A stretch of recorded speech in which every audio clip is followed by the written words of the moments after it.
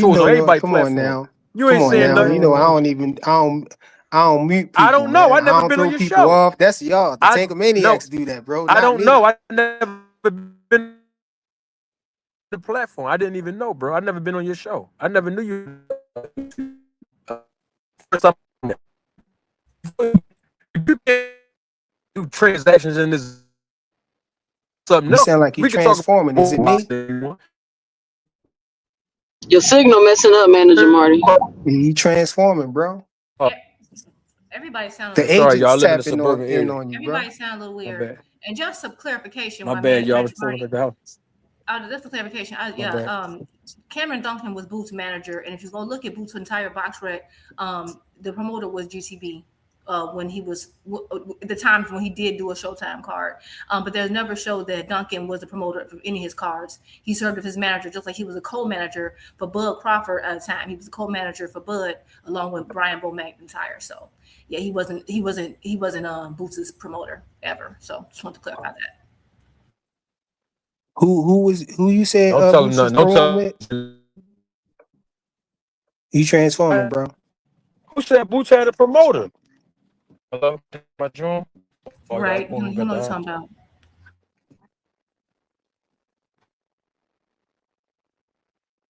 Yo, can y'all hear me? Yeah, I can hear you. Oh, yeah, everybody went quiet. I don't know. People started transforming and everything. I ain't know it was me. So can you hear me clear? Yeah, I can hear you. Oh, yeah. Man, I don't know. Co-pilot is saying that, Cameron Duncan had Now Boxing Promotions, you know what I'm saying? And he was featured on and contractually signed to Showtime Sports. You know what I'm saying? And that's why Boots wasn't able to fight. He couldn't really fight on other networks and whatnot. And when Cameron Duncan passed away, Boots had to go to court and everything to get out of that. That contract or whatever, or else he wouldn't have been able to do his thing. Like he And I think the problem is that when you rent your brain out to AI and let it do data scraping, AI can data scrape anything. It can scrape something false information, real information, mix it all up. It doesn't matter. That's why you go to this call. It's like this little tip for journalism. You want always a primary source. And I went to the primary source. No, I didn't get that. I know, but Cameron Duncan was never Boots' promoter ever. He was his manager. He was his manager. I know he was his manager. Right. So Boots didn't have a promoter. Yeah. So you were wrong, and that's okay. You were just misinformed. That's okay. It's okay. Sometimes we don't always get it right.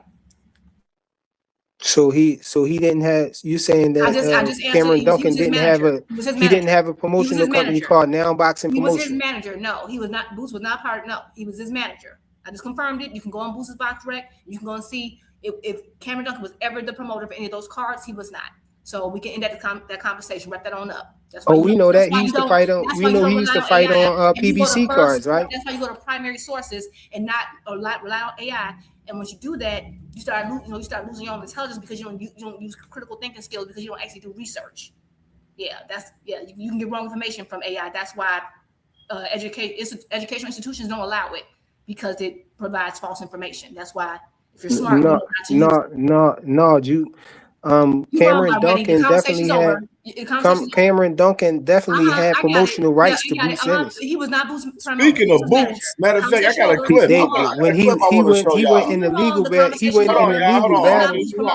Look up Boots' case. Boots' case was for him to try to get out of. Boots' case was for him to try to get out of. Oh yeah.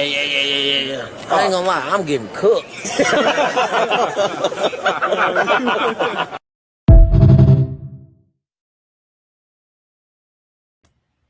When you just try to talk over people, that don't mean you're right. And you try to end the conversation and say, I don't want to talk about it no more. That don't mean you're right, Queen. This clip right here with Bull Crawford right here. And let's react to this, y'all. No, it's not false. I feel like, Boots' whole motion is built off of Terrence Crawford. He should thank me, to be honest, because if there was no Terrence Crawford at this pinnacle, who would they be talking about? Who would they be comparing him with? I remember when he was a couple of fights in and people were saying, hey man, it's this little kid. When he was an amateur, in the Olympic trials, they was like, man, this dude fight like you, bud. This dude fight like you. When he was pro, this dude remind me of you, bud. You know, so I just feel like, you know, I'm gonna let him have his era and wish him the best. But how somebody like y'all don't even get cool? Like eventually, if he looking like a little you, and you like, oh, I feel like he's a hater. Okay, if I'm gonna be a 1,000%, it's the River Report show. It's all good. That's what we do. You know, Yes, sir. Yes, sir. Yes. I think he's a hater. You know, like a lot of people say, "Oh man, Bud always hating." Like, what I had to hate on him for? Right. You know, I didn't support him in the Olympic trials. I didn't been in a locker room at his fights, you know, supporting him. So why would I need to hate on him? Got you. You know, like I said, I want to see him win. I want to see him go far as he can. But I think people do the same thing with Boots as they did with Spence. Right. You know, and it's our people, it's the urban community that does it. Oh, Boots this, Boots knock you out, Boots. And then, you know, the people that, you know, support me, they, man, Bud of this, Bud of that. Then some fighters find themselves getting caught up in that, you know, and then they ask about it. Oh man, he easy work. I ain't easy work. No man. You know what I mean? No. That's just, you know, disrespectful. You know, like you just head over the hype.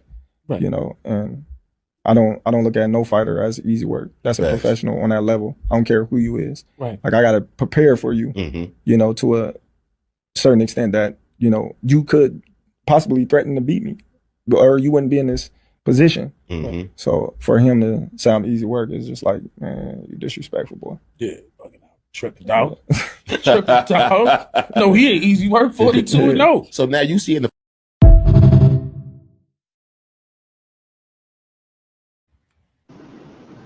How is that disrespectful? What are we talking about? Didn't he say the same thing about Boots, that he would easily knock him out? When was this? It's new? But wait a minute. How he goes? I can't wait to react to this. How he gonna say that's disrespectful? But you yelling at your phone talking about you would have knocked Boots the fuck out and ended his career and all of that. What are we talking about? I'm sick of Bud Crawford with this shit, bro. And what does he mean if it was no me? What would be like, nigga? Boots will be Boots. The only reason why they say they remind you is because he's a switch hitter. He's a way better switch hitter than Bud. He's an actual real switch hitter. Bud just switched stances. So I don't even know what Bud is talking about. Like, I don't get it. I don't understand. So because he think he can beat you, he's being disrespectful. And because you've been faking and fronting like, oh, I was in the locker room, I was encouraging him, and you mad because he ain't want to be all buddy with you. He seen you as competition. You feel like it's disrespectful because Boots sees you as competition and he has the confidence to believe that he can beat you. So you feel like he's being disrespectful. That is egregious. That is egregious. Yeah, I'm up here like, what? I used to, hey, Aircraft, 2 Cents sent me the clip. She sent me the clip. Blame 2 Cents. I seen this clip and I was like, huh? I was like, oh, this is crazy right here. This is crazy right here, bro. Like, one thing that got me on that shit was like, he said something like, he made it seem like Boots always was looking after him and like looking up to him since he was like young type shit. Like, it was weird. That shit was weird, man. They trying to play Boots. I don't even like Bud, you 10 years older than Boots. I don't even know why you even concerned. Like, you feel the type of way. I think Bud really feel the type of way that people believe Boots can beat him. And it's boxing. Like, I don't understand what the issue is. Like, why is you so in your feelings about this, man? I don't get it. He said, yeah, Boots getting his motion off of me. Bruh, Boots don't even be want to talk about you in the interviews. You get asked about Boots, you start singing like you motherfucking Mariah Carey out this bitch talking about Boots. But how did Boots get motion off of him, Cam? How? He act like him and Boots had a fight, and then Boots lost, and then people was like, oh, now they paying attention to Boots because Crawford fought him or something. You didn't do anything. You didn't do anything for Boots. You didn't do nothing, not one thing, but act like a bitch and avoid him in a fight. That's all you've done. Okay. Like, let's be for real. So my question is this interview recent? Yeah, it got to be Yes. recent. They just showed it. I got a couple clips from the interview with So that's Tony my Yayo thing. and Like, Uncle this Murder. Okay, and that's my thing. Like, I'm assuming this is recent because I don't remember seeing like this specific clip before, but this is like the 5th or 6th interview about Boots Ennis. Like he's doing more interviews than active fighters. What is going on? And my thing is this: you feel like it's disrespectful to say he could stop you. Well, you said the same thing about him. I think everybody think they can stop the other person. Since when has that been disrespectful? Number one. Number two, I don't think he got clout off of you. I think that everybody was just excited about him because he looked so talented. We want to see him fight everybody. He didn't he called the winner out.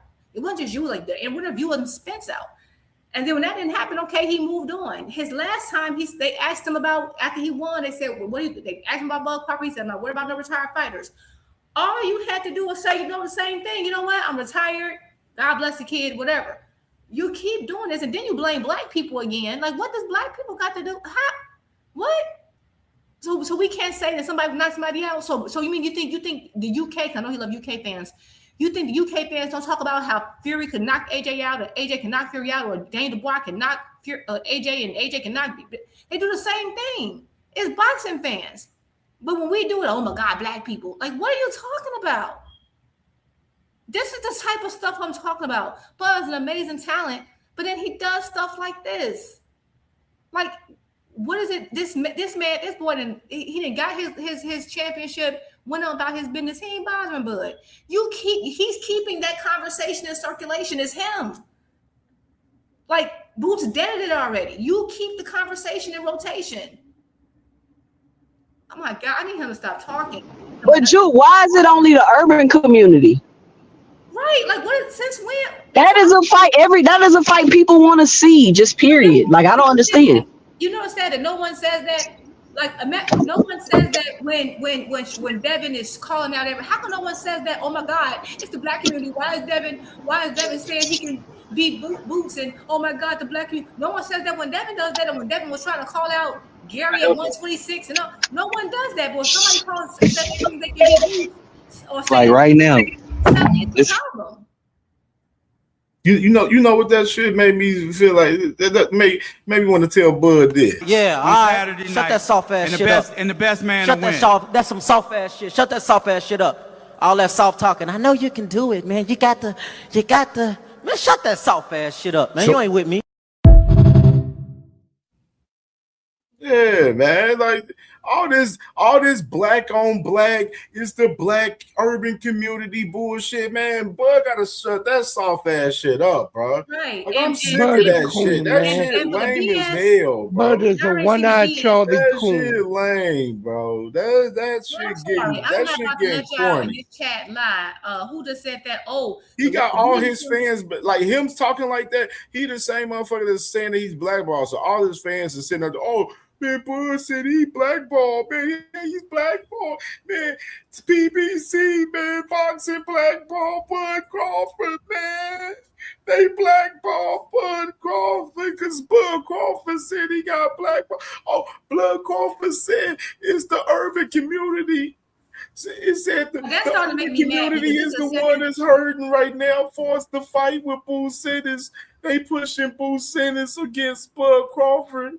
They think it's bad. It's bad for the black community. But that's the thing. But Cam, the black community ain't been talking about Bud. We ain't on it. We like. That's the reason why he said that shit. We ain't talking about him. We were talking about. We've been talking about we talked about the dang on Xander fight. Everybody been talking about him versus Kelly or him versus Fundora. Ain't nobody talking about Bud. We ain't talking about you, brother. We happy you retire. You deserve your retirement. Your whole era retired. We love it. We love y'all. We happy y'all made all the money y'all can make, and you went home with your senses. We on a whole other page. We didn't turn the page, and you keep trying to rewind us back. Let it go. And whoever said, "Oh, Boots got his aura from Bud," no, he didn't, because people were saying that Boots gonna be a problem for anybody before Bud and Earl had even fought. They weren't even specifically. Actually, it was more Bud. It was more Boots versus Errol talk, because Errol was kind of a little bit engaging a little bit more with Boots at the time. That it was Cameron Duncan Boots' manager that said at the time that they thought that they had a better chance. This was like a while before, way before he passed. He like saying he had a better chance of getting the fight with Spence. He thought. No, he didn't get an R off anybody. He didn't get to get either person. It's a great fantasy fight because they both can switch it, but that's it. The fans have moved on, and he clearly has not. You can shut the question down, like, "Hey, man, that young man's. I love to see him fight. I'm rooting for him. I'm retired. That's it. That's all he had to do. But no, black people and how dare you said how you dare you said you could beat me. You just said you do all this stuff to him. You'd ended his career. You say something crazy for like 5-6 interviews straight. I don't know what's going on or what about Boots that irritates Bud, but he is like not letting it go. I don't know, like he won't. He's like obsessed with this kid. Man, he interviewed the interview, and I said, I was like, bro, I just said this the other day about Bud Crawford. I'm like, bro, either come back and fight Boots Sanders or shut the fuck up. And when they ask you in interviews about Boots Sanders, yo, what's up with Boots Sanders? Would you fight with? Yeah, he's a good fighter, but I don't really want to talk about bro like that. You know what I'm saying? Like, you know what I'm saying? You just all you gotta do, you can tell motherfuckers no on a question. No comment. But you know what, Cam? He can just say he's a good fighter. There's no need for him to be responding like this. You're retired. You're his senior, so to speak. You could just be like, "Oh, Boosie, yeah, he next up. It's his era. He's a good fighter." Like, I'm not telling him what to say or what he can and cannot say. I'm just saying that what he's saying is getting him perceived the way that it's getting him perceived. Right. He can say and feel however he want to feel. All I'm saying is, you on there talking about, yeah, people say I'm a hater. Why are they saying that though? What? It's like zero self-awareness. You do not have to. I mean, I don't get it. I don't. Okay, you think he can beat you? Of course he gonna think he can beat you. Why wouldn't he think he can beat you? There's people thought that they could beat Floyd Mayweather. He wasn't on the internet every interview talking about him. If you're great, this is not what great people do. This is not what people do that are secure in what they've accomplished. You get what I'm saying? This is not what they do. Yeah, some of y'all favorite fighters, you know what I'm saying, lash out for even less. Why are we holding Bud to a different standard? What are you talking about? This is not about lashing out. This is what I'm saying. Y'all always come up here with these dumbass, immature ass, stupid ass talking He's responding to motherfuckers talking shit about him. You can't hold Bud accountable, though, bro. I am holding him accountable. He should get off fucking Twitter. Address why this man is a 38-year-old, 3-division undisputed champion, but he on Twitter talking about killing niggas, knocking niggas out, talking about switches. You going to Tony Yayo, Uncle Murder, like, what's up, bro? Like, you moving like Tank. I thought Tank was the thug. Okay, what's going on? But I respect. I thought he was a quiet, humble nigga from Nebraska. At least you're being consistent. At least you're being consistent. But we got a lot of motherfuckers. I'm just saying, y'all said that Tank is a thug. He's immature. What's up, Bud? Acting crazy. No, but he's a hater, bro. Call it a spade. Yeah, he's a hater, bro. Bud ain't going upside. Yeah, hating ass. Bud ain't going upside bitches' heads. He's a hater, bro. My man Boots had the performance of the year, the best fight of the year, and then the first thing this nigga do is get on Twitter talking about, oh, he ain't fucking with me. Like, come on, bro. You doing 70 interviews talking about this nigga? What's wrong with doing 70 interviews? They ask him questions about the man. You go on the Gilly's platform, and you know Gilly is Boots' man. You scream and talk about you'll knock Boots the fuck out. But when you was active and Boots said what's up, you didn't have none of that smoke. I mean, Boots is the one who said he'll knock Bud out. Listen, man, I'm gonna tell you what the source of the hate is, right? Cameron Duncan found Crawford. Boots ain't had that energy when he met up with Bud and shit, Cameron Duncan, rest in peace to him. He found Boots and Crawford. Cameron Duncan said himself, he don't think Crawford will fight Boots. Like he said this like 2021. Right. He thinks Boots would beat Crawford. That's the source of the hate. Boots will beat Crawford. You're putting your life on that right now. Boots will beat Crawford, but he said he thinks that I'm gonna look for that quote right now. I'm gonna find an interview. I'm gonna look for that quote right now because I got a super. My AI is crazy. He said he's not gonna fight. He said you got money on it right now. If he said that. I need people to use their brains and stop relying on AI, please. Cameron Duncan said it on what's the guy's name? My AI is superb. I use it for my business. I think it's Barbershop Conversations. I think the ball guy. Well, first of all, I remember. Hating fuck. I remember specifically Duncan saying that he thought that that Boots had a better chance of getting a fight with Earl than getting a fight with Bud. That's what he said. That's common sense. because that's what Boots wanted. I thought he said that he That's don't what think Boots wanted. That's why he fought in IBF eliminators and shit. He avoided the WBO. No, but that's I ain't not gonna lie. true. If No, I that's not pull up true. the facts, you're not even gonna agree with it anyway. Like, I feel like at the end I of the see day, y'all do that all the time. Because it's not true that that's what Boots wanted. Boots didn't have a particular. He didn't care. He just wanted the title. He wanted a title fight with either one of them. And at the end of the day, what? Because I'm explaining. So I know where you about to go. Because they moved when he was ranked in the WBO. They suddenly put a Porter there. Once Porter became the mandatory, that means Boots fulfilled the mandatories, and they saw the Boots in his ranking. They put Porter up there, despite he had lost. He had that one fight. But I forgot that one guy. It's a weird name. That one little fight, which that guy I don't even think was ranked in the WBO, but somehow Porter got ranked up higher. They put Porter above Boots. He got the mandatory spot against Bud Crawford. Bud Crawford was WBO super champion, which means he don't have to defend that title for another 18 months. That's a year and a half. So therefore, Boots staying in the WBO rankings, he knew he wasn't going to get the fight because they already was talking about how him and Earl was going to fight for unification. So at the end of the day, you're going to have to wait for that 18 months. But the IBF was due, and the IBF said that we already knew that their mandatory is going to have to fight the winner next. So he moves to the IBF, which made sense. He initially, his route was to Crawford, but then they intercepted Boots with Porter. That's what happened. I can pull up the information. I can put the archives from the WBO right now if you really need me. Well, I'm on my phone. I can see if I can do it on the other thing, but I can try to pull up the archives right now. That's what happened. So it wasn't that's what Boots wanted. It's that Boots got circumvented. But you just confirmed my point, though. That's what he wanted, though. He wanted. Yes, Boots wanted Bud. But let me tell you something else, though. And did the WBO offer Did the WBO offer Virgil Ortiz a mandatory? I be talking about. I don't know. I'm talking about. I'm not even into that right now. I'm talking about. I'm just saying we can't say like change the topic. No, we're talking about Boots. You're trying to change the topic. He could have stepped up too.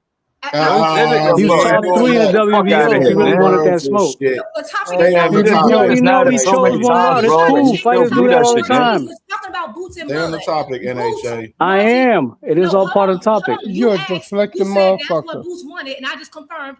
Boots initially wanted Crawford. That's who he went after, but then he got circumvented. Show me where Boots went after Crawford. Because he was ranked in the WBO, and then they made Porter the mandatory.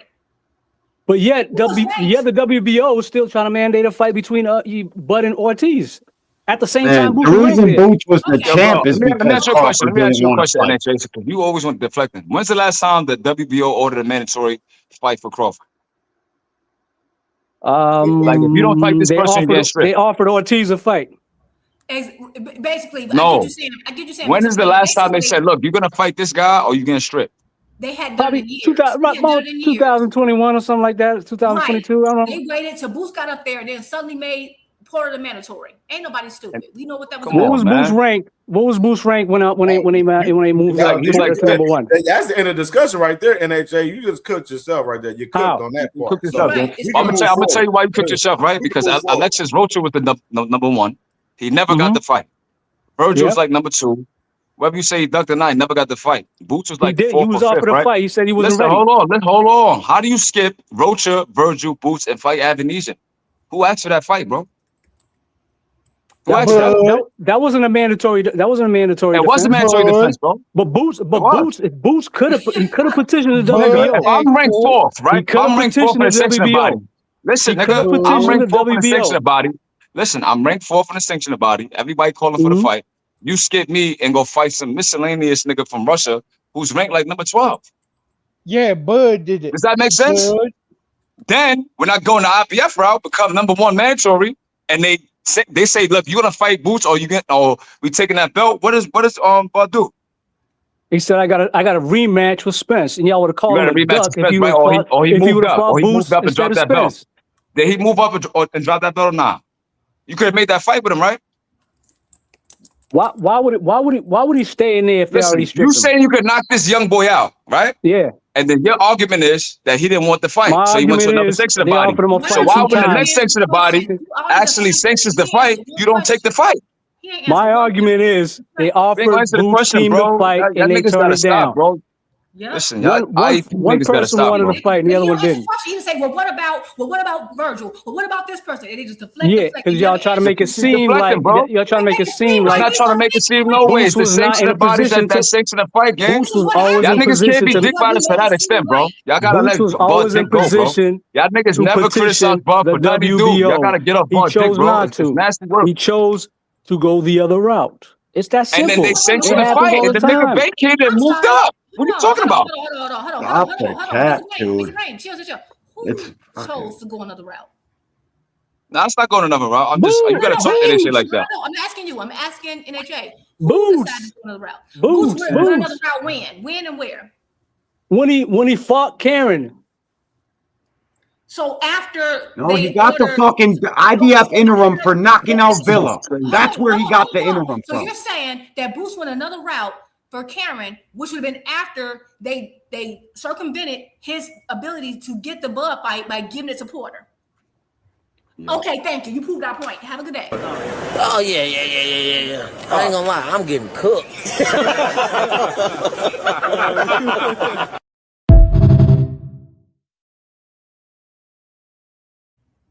Because there was rank 1, 2, and 3. Boots was waiting on the winner of that fucking fight between So those two guys. how the fuck was Boots circumvented in Ortiz? But Ortiz was. You can't be serious, gang. Now I'm dead ass serious because y'all saying that he was circumvented from getting that fight, but yet Ortiz was still in position to get that fight. And he never got the fight, nigga. None of the people we named got the fight, bro. That means that Bud never fought his fucking mandatories, nigga. Okay, he was offered a fight. He said, "Nah, I'm good." Listen, man. Let's move forward. Yeah, we had it. Yeah, easy work, bro. Like, right now. I got easy D1 work, up NHA. here. I got It's D3 over, bro. up here, man. D1, man, what's popping, my brother, man? Man. What's good, my boy, man? How you feeling, bro? Salute, bro. Appreciate you. Fucking congratulations on top 5 in the prediction league. And anybody in the fucking comment section, all you fucking boxing experts, you know so much about this shit. I don't understand why there ain't more of y'all names in that fucking prediction league. We just ended one season. We're gonna start another one this week. It's coming right now, and it don't cost nothing to get in that shit as of right now. So why don't you hit my boy link, bro. up? Facts. I got you. I got you. Ross, man. I'm trying to be undisputed right now, man. Yeah, I got you. Man, bro, you're the only content creator that money in above We me, got bro. 13 fights to pick this week. Nah, bro. bro. D3, yeah, there's money. Make There's it more money involved. interesting. You Is don't D3 in gotta there? Yeah, I'm in it. Yeah, D3's in there. Yo, what's your ranking in the sanctioning body over there? I don't know. I gotta go look at it. D3 top 10? was like 40 points below. There's a shit ton of people in there, bro. Cam's the only content creator you got the above Avenesian rank? top 5. There's a whole bunch of people in that motherfucker. There's like 75 people, bro. And these dudes really know how to pick fights. Gil Cole's, fucking couple other people that nobody Gil really Cole's was at 5 and I was at 6. Yeah, they don't comment too much in these chats, but they be here. You gotta be. I mean, and CamJ just put me on how to pick these daggone fights because I was going. Yeah, I was fucked up too. See, I was fucked up the whole first 4 weeks of the season, bro. I was picking nothing but knockouts. I was like, what? I could have did this the whole time. I'm like, yeah, real shit, bro. Now I got it figured out. So the first week is this coming up weekend, man. Y'all need to hit my boy Champ Ross up. Cam, I fucking appreciate you, bro. Yo, Aircraft, join the prediction league, nigga. Yeah, no, I'm looking at prediction league. Aircraft should have been in that shit. TD was. Yeah, he be running his mouth. You need to join that league, nigga. Yeah, he got some nice fights this week, and I'm stuck on like 4 of them right now. I'm like, damn, I don't know who to pick. It makes you a better boxing fan. It makes you have to go do your fucking homework for all the fights y'all say y'all watch. Yeah. When in reality, most of the people don't even watch the fucking fights. They just want to come on the internet and talk about shit they know nothing about and fucking argue to their blue in the face over fights they didn't even watch. Yeah. It's fucking bizarre to me, but yeah, this NHA, come on, man. This open your mind to a whole new level, bro. Yeah, a whole select of fighters that you never paid attention to. I pay attention every fight I'm betting on. Yeah, well, that's the thing. Shit, But it's you're betting, man, you know how to pick these fights. We should see your name on that motherfucking list come next week. Champ Ross Box, bro. No bullshit. I don't mind joining. You better join that league, bro. Right there. Yeah, hold on. Yo, NHA, I better see your name in there, man. He got joined. FanDuel and DraftKings. Nah. We needed to join this prediction league, nigga. Be running your jibs. I want to see if you could predict these fights, bro. Shit, we had Make it 19. more We had interesting, man. Let's 19 everybody. fights Let's this past everybody weekend, bro. Let's everybody create a pot. I should have went like at least 18-1 for real. I went 17-2 this past weekend with 19 fights. D1 was 16-3. Yeah, but I had to take a chance on the fucking heavyweights, and I knew I shouldn't have, bro. That Easter dude, I didn't know he was 35. I told you to go with Davis, bro. I told you to go with Davis, bro. Yeah, I know, bro. But I knew you know what I Wallin. mean? I knew Wallin was going to get beat. That's why I went against Wallin. Man, I'm glad I made that switch up with Serenko last minute, bro. Real shit. Yo, he got fucking knocked I told you, Cam. I'm like, I don't know about that, man. There go Gil Coles. Salute to Gil Coles, man. He was number 5 in the league this season. I was right behind him. Oh, good shit, Gil. Good shit, bro. I'll see you on the top of that fucking list this season, guaranteed. Yeah, man. Fuck with Champ Ross. No, I got it. Man. It's different. We got when 13 fights to pick this week. It's different it's different when you picking guys that you know about. When you gotta pick guys that you ain't never heard of before, you ain't never watched no film on these guys. It's a whole nother sucker that you gotta pick up.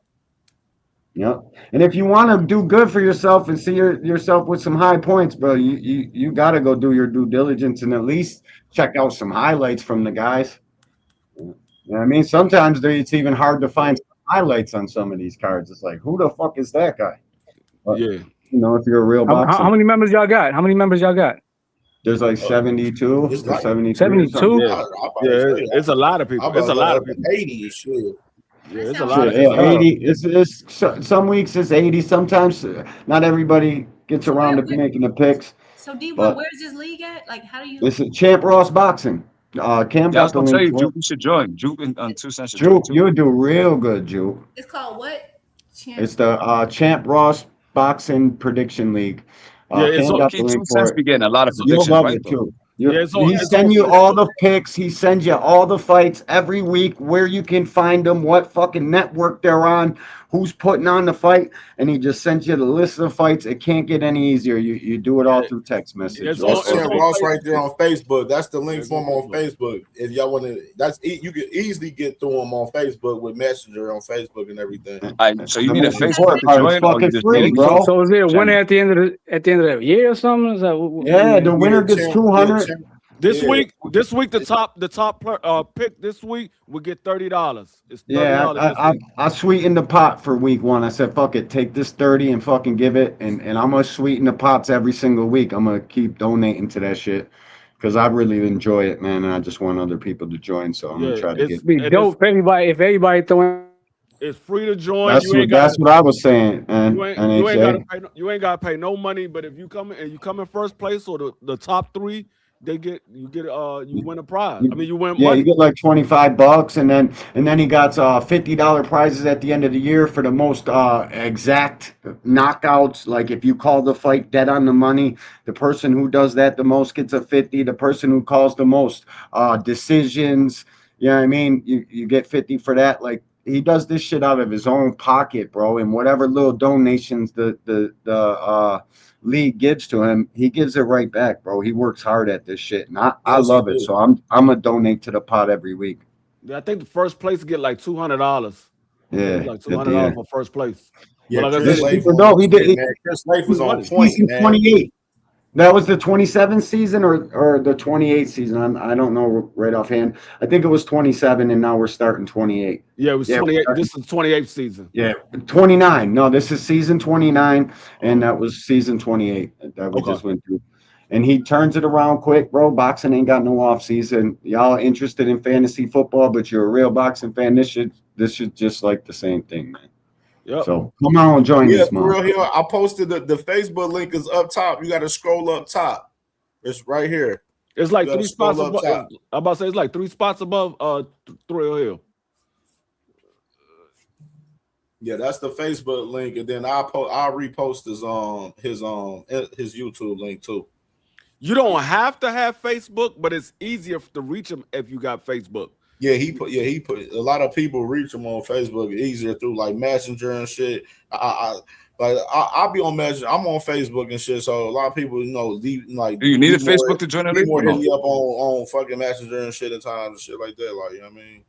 Yeah. You need a Facebook to join the league, or you don't need a Facebook? No, you don't got to. No, you can hit them through. You can hit them up through YouTube. I'm about to put his YouTube link in a minute too. Like I got a Facebook, but I haven't been on my Facebook in months. But I got the Facebook Messenger. That's where he reach you at, the Facebook Messenger.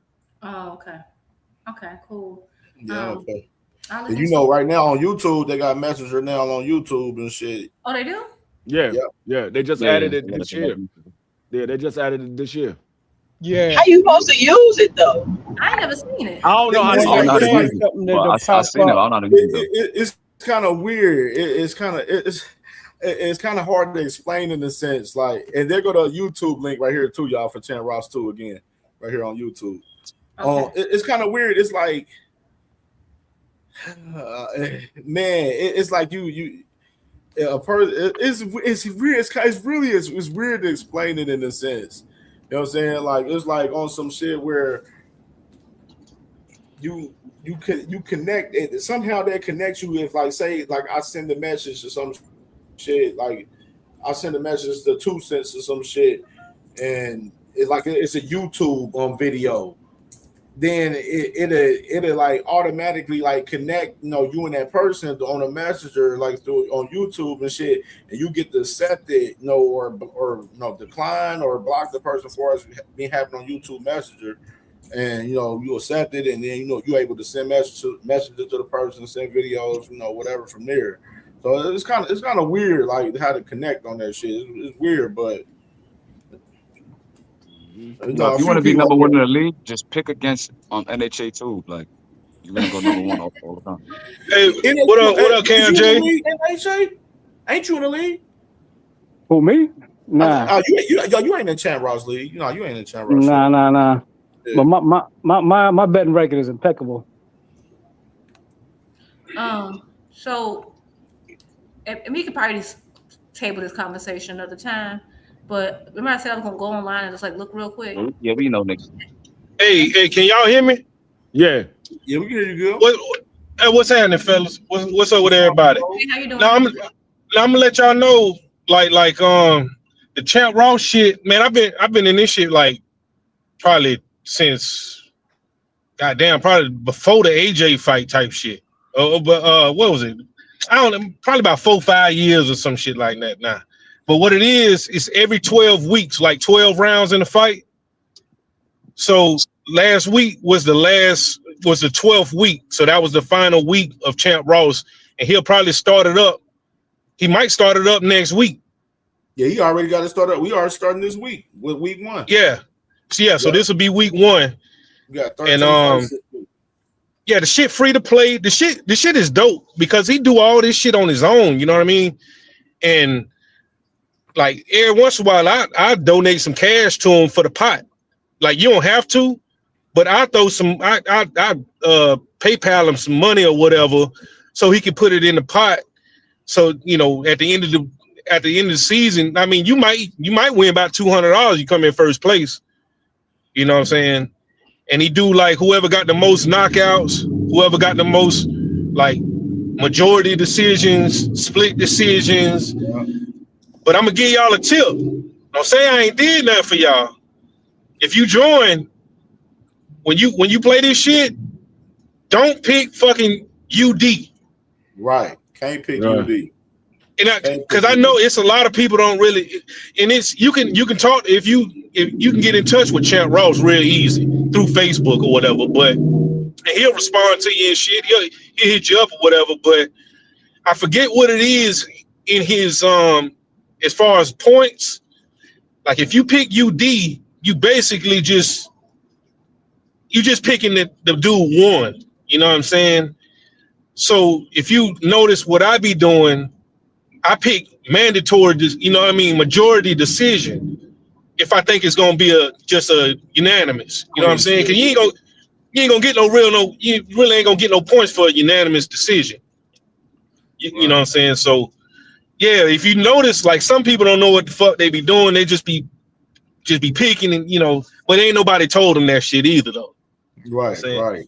Yeah, Champ told me personally, he's like, yeah, Cam, pick, like if you doing a decision, pick split decision or majority decision. That's where the points is at. UDs don't get you enough points. So that's why when y'all see me do the picks on the weeks, I'll be like, oh, split decision or majority decision. Or, you know, sometimes even if I feel a motherfucker gonna get a knockout, like, you know what I'm saying, I even go ahead, like, even if I feel like they're gonna win by decision, I think they possibly can get a knockout, I'll push it where I'm like, all right, I think I'll go ahead and put it down for a knockout just in case. Even if he don't get the knockout and you pick knockout, you still get the points for the win for the decision. Like, you know what I mean? Yeah. And if you pick a knockout, pick what round. You know what I'm saying? You're gonna get a bonus point. Because a lot of people just might put stoppage or some shit like that. You wasting points. You need to pick what round the knockout gonna happen in. You know what I'm saying? Or the stoppage, whatever.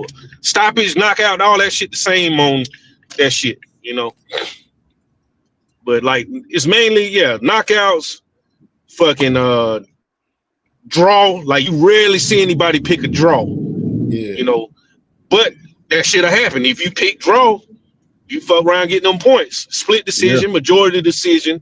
Just don't waste your time picking no UD. That's all I can tell you. That's a fact. You ain't gonna get no points if you pick handy for UD or knockout. And this shit here is gonna show this. What I like about this shit, it show to see who the fuck know what they be talking about. That's a fact. I'm gonna tell you right now. Yes, be on the bottom of that list. Don't come in the motherfucking chat talking that shit. Because for me, Champ Ross is talking points. I can talk that shit. You know. So basically, you just got to bet on fights you think it's going to be either a split decision or it's going to be a majority decision or somebody gets stopped. Yeah, he basically telling who gonna win the league, bro, and how they gonna win. Yeah, but you gotta pick. You're not gonna join the league, and then Jacob Shakur and Haney not gonna get you enough points to be number one. Yeah, but you gotta pick. You gotta pick every fight that he put on that list because if not, you're gonna be missing out on some points. Yeah, exactly. I can't lie and say, if I think a fight is gonna be a unanimous decision, I'm not gonna be like, I'm just gonna say, this is gonna be a split decision. It doesn't matter because if you pick split decision, you still gonna get the same points as a unanimous decision. That's why we said don't pick unanimous decision because unanimous decision. I'm gonna give you examples this week. Say for this week, like this week, we got 13 fights this week. We picking from the UK card from Pierce O'Leary and Mark Chamberlain this Saturday, which is these are names that I promise you, none of you guys, when I name you guys these names, y'all not gonna know these names. Exactly. I think Keyshawn never gonna knock. You got this guy named Ben Field that's 11-0 with six knockouts, fighting Craig O'Brien that's 15-4 with 2 knockouts and a 10-rounder for the junior middleweights. Then you got Steve Corns, 14-0 and 9 knockouts. I'm familiar with him. I've seen him a couple of times. Fighting Sanan Kelly, that's 12-1 with 2 knockouts and a 10-round junior welterweight fight. Then you got Gary Cully, that's 19-2 with 10 knockouts, fighting Lee Reeves, that's 16-1 with 11 knockouts and another junior welterweight fight. Then you got Royston Barney Smith, that's 16-0 with 8 knockouts, fighting Reese Bellotti, which I'm familiar with. Really, he older name, 20-7, 15 knockouts. He's fighting a 10-rounder junior lightweight right here. And then you got Pierce O'Leary, that's 19-0, 11 knockouts, fighting Mark Chamberlain, which I know some people should be familiar with Mark Chamberlain. That's I know 17. That's the Irish kid, the Swiss hitter. Yep, and then we picking the whole entire card for Roach and Zepeda on Saturday night too. The whole entire card, as far as that, you know what I'm saying? Like those some of them names, motherfuckers. I'm telling you, you got to pick those names on a weekly basis, like those type of names. Some fights that y'all wouldn't be familiar with these names, and y'all get to be motherfuckers are getting in there thinking they cooking and shit when they get to. Oh yeah, I got this guy. He the A side. I'm gonna pick him. Nah, you can't do it. You got to do your homework. You got to get in the lab, man. hey, CamJ, how many seasons you been in? This was my first one. It's your first one, and because I've been following. I don't know how long your channel been around, but I've been, 2 years now. Yeah, but I think I might have seen you around because I've been on this boxing this YouTube shit, man. This shit's like so old. The drama, all the I done seen all the shit behind the scenes and everything. You know what I'm saying? But I listen to this shit at work all day long because I watch fucking boxing. You know what I mean? I love the sport. But I'm gonna tell y'all, if y'all do want to join, bro, this shit will get you like knowing who a lot of these fighters y'all ain't never heard of, and it kind of keep you in track. And that's why I ain't surprised to see you join CAMJ, because you do cover a lot of fucking shit. You cover a lot of fights. You don't just it be the shit everybody want to talk about, Devin and fucking Shakur. All that's cool and all, but bro, it's a lot of motherfucking fighters people be sleeping on, and they don't find out about it until them bitches do something big. I can tell you right now, fighter that I got hit though. This is a fighter that I got hit to in this league. Jahan Arobio. Jahan Arobio. Yeah, I know about Arobio. That's my son. He fight under Better Be the other day. I got hit to Jahan Arobio in this league where I'm like, oh, like you get to learn new fighters and stuff too. Like, which is the crazy part for me. Like when I first joined the league, like a few months ago, I told Chad Ross, I was like, hell yeah, I'm with it, because I already cover a lot of these fighters already as it is. Like I cover a lot of fighters, bro. So like it wasn't really no big transition for me for real, because I already was covering each week's fights and stuff weekly and shit the same way. So it wasn't no real hard transition for myself for real in the shit for real. Yeah. That's what's up though. I want to see Arobio versus Philip Mason. I wanted to see that fight when they was both on Top Rank. Man, but I'm gonna get out of here though, man. I don't mean to cut y'all, but I'm gonna get out of here, and I hope I see some of these names in this goddamn Champ Ross next season. Goddamn, that's facts. Shit Friday. Put your picks in by Friday. Goddamn. 5 in the league this season, man. Man, I couldn't get that shit for nothing, man. I told you, goddamn Spence was gonna fuck my money up. He gonna fuck my points up. Man, fucking with Spence. Man, bro, but now I fuck with Spence. Hey, let me tell y'all, because I think me and is 2 Cents still on here? Yeah. Me and 2 Cents had a little debate some month about I think it was the Bud and Canelo fight. We was on this other dude channel, and this motherfucker swear he know boxing, this and that. I just let him. You gotta let this dude just talk. Hey, he cool and all, but you just gotta let the motherfucker talk. But I just wanted to because I'm a big ass Thurman fan, because I'm from Tampa, Florida. He just crossed the bridge. That's our guy out here. I don't give a damn about some of these motherfuckers from Tampa. Like, man, they be acting like we can't claim Keith Thurman to this. Man, he got life fucked up around here. But I'm gonna let y'all know something. I got 2 miniature schnauzers. The motherfucker named Spence and Thurman, bro. You know what I'm saying? My dog's named Spence and Thurman. So I'm a fan. She might thought I'm a fucking Spence hater or some shit. No, it ain't nothing like that. Cause I was picking Canelo to stop Bud. And they just was thinking they telling me I don't know shit about boxing. I can't really say too much. I got cut off and kicked off the pounder. Like, I don't even be on pounders like that. You know what I'm saying? But he called me up there like I wasn't gonna join the panel. Say that again?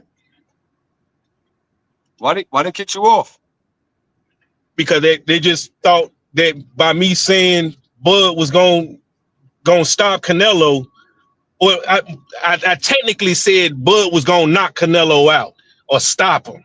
I forgot which one, but how is he gonna stop Canelo? He ain't as big as Canelo. He ain't power. And I was like, Canelo is a flat-footed fucking fighter. And I said that Spence is the same way. Spence is a flat-footed. He come forward just like Spence.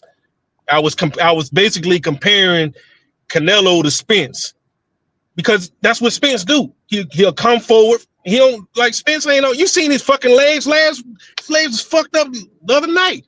He don't bounce around and do nothing. He's fucked up. But just it come off like I'm hating on Spence, but I don't hate Spence. He good in my book. Motherfucker got 3 of them goddamn belts. You know, he's solid. He gonna be a Hall of Famer. I think he should be a Hall of Famer. A lot of He's people a Hall of don't Famer. think so. Yeah, I got him in there. You know, I fuck with him like that. Barry You know? McGuigan is in the Hall of Fame. You know what that is? Yeah, you know. Barry But, you know, McGuigan, the comparison though was Simon. What's his name? Simon Brown. You know, Simon Brown did a lot of work back in the day, but wasn't in the Hall of Fame. And they was like, how the fuck can Errol Spence be in the Hall of Fame and Simon Brown ain't in the Hall of Fame? And they had a point. But you know, this is a different era, bro. You know, they fight against who they fight against. It is what it is. Iran Brockie's not in the Hall of Fame. You think he should be? But Rocky Balboa He's a 3-division champion. He should be in the Hall of Fame. What I'm saying. Like, what's the point of being a 3-division champion and it have some kind of prestige if you're not going to get rewarded with being in the Hall of Fame? When you got guys like Barry McGuigan, who nobody really knows who he is, he's in the Hall of Fame. Everybody that don't know who Barry McGuigan is, that's the guy that's on the Zone, and he does like the commentary, the English guy. Like he's always like, oh my God, he's rumbling. That guy, like he used to be a boxer. He's in the Hall of Fame. So like, how can Boots? Oh, I said Boots. How can Spence not be in the Hall of Fame? When you got guys like him who nobody knows, and they're in the Hall of Fame. So I just feel like Spence, who he got on his sure. resume? He ain't got no Apollo Creed on his resume or anything like that. What you talking about? Did you say Apollo Creed? Motherfucker talking about motherfucker. I mean, Rocky Balboa. What the fuck we talking about? You said Apollo Creed. Are you being sarcastic? I got you. Yeah, I just feel like Spence should be in the Hall of Fame, bro, because like he's a unified champion at 147. He beat a lot of champions and he did a lot for the sport. I think he should be in there. Yeah. I just wish I could have got that last fight out of him though, bro. You know, I really, cause that's some shit we ain't never gonna see now. We ain't gonna see the Thurman and Spence fight. I was hoping the motherfuckers would end up fighting. You know, get that last fight out the way, get a bag, and fucking retire. Both of them can retire. You know, cause that was the last string. That was the last fucking loose string, bro. Out of that class. You know, you gotta blame Spence for that one. Glad he didn't fight for Dora. I know. I can tell y'all that. But no, you gotta blame both. Nah, you gotta blame Thurman too. I'm just glad Spence didn't fight for Dora. I think that would have been like horrific. Yeah. In hindsight, yeah. I wanted that fight, but yeah, in hindsight, I'm glad he didn't, man, because I'm glad that shit was ugly to watch, man. Yeah, but I'm gonna get with y'all, man. Nice talking to y'all, bro. Salute, Gil, man. Salute, bro. Yeah, I'll get with you. All right. KO, what's good, Brody? Chilling, man. Just tapping back in. I'm chilling. I'll speak up if I feel the need. I'm just chilling right now. Yeah, you missed it, bro. Your man Flyer got deep fried. Bad. Man, that was crazy, bro. It wouldn't give up. It wouldn't give up. Shit. He got fried bad. That's the worst I've seen. Who was he talking to? Manager Marty. I thought you was up there, but Marty cooked him. 2 Cents cooked him. Droop cooked him. Like it was really bad, bro. Man, it wasn't that bad, man. Y'all gassing it, man. I'm just saying that because you in the clan, nigga. You got cooked too, nigga. What clan? I ain't no clan. I ain't no clan whatsoever. No allegiance. You in the Hanos clan. Oh, they were passing around, bro? Yeah, they was just cooking them, just rotating. That's why NXA is up here, because he needed help. Yeah, wow. It's kind of like that. It's kind of like that for anybody that's supporting Haney or Shakur right now. It's kind of hard to support them right now, bro. They looking. I'm not gonna hold you. It is kind of hard to defend Shakur, man. Lately, man. I'm gonna be real too. As a Shakur fan, it actually is to the point where I stopped. I can't. Yeah, he just said Rich so don't much. get on the panels like that no more. Rich can't defend that nigga, man. Not too Rich. Rich that drive the bus from home. You know what I'm saying? You said a bus driver, Rich. Yeah, bus driver. Yeah, Rich my dog, though. I like Rich. I like Rich too, but man, he just be like. Yeah, Rich, I like Rich. He just gotta stop again. So like. No, I like Rich. I like Rich. The only problem is that he just like. he monitors everything I say about Shakur and Bud. And if it's not like nonstop praise, if I critique anything, he's like, "You not a real Bud fan." So that's why he beat me and Rich guy. Other than that, he cool. Yo, KO, you seen Bud interview with Tony Ayo? Yeah, I'll be talking about it tonight. What's up with Bud, bro? Niggas crazy, bro. You hate him, man. Yeah, take that nigga Twitter, bro. Yeah, that nigga's obsessed with Boost, bro. He said, KO, he said the man is getting he said Boost is using his name for motion out here. Yeah, I seen it, bro. I seen it. That's nasty. Hey, Bud Buddies, come out at your boy tonight, man. That boy, Yeah, I ain't gonna lie. I'm gonna be there. It's gonna be epic. You know what's crazy? Didn't they say that Tank was clout chasing Haney? Like when Shakur and Devin was going back and forth. Yeah, so why nobody saying this nigga clout chasing Boost? Yeah, they said he was clout. So Bud is clout chasing Boost by their logic, right? Yes, I mean shit. You know they don't have logic, bro. It's just whatever, you know. They said, and they said you went on mute, bro. You can't answer that. Hold on, they said Spence was clout chasing Haney. What? Who said that?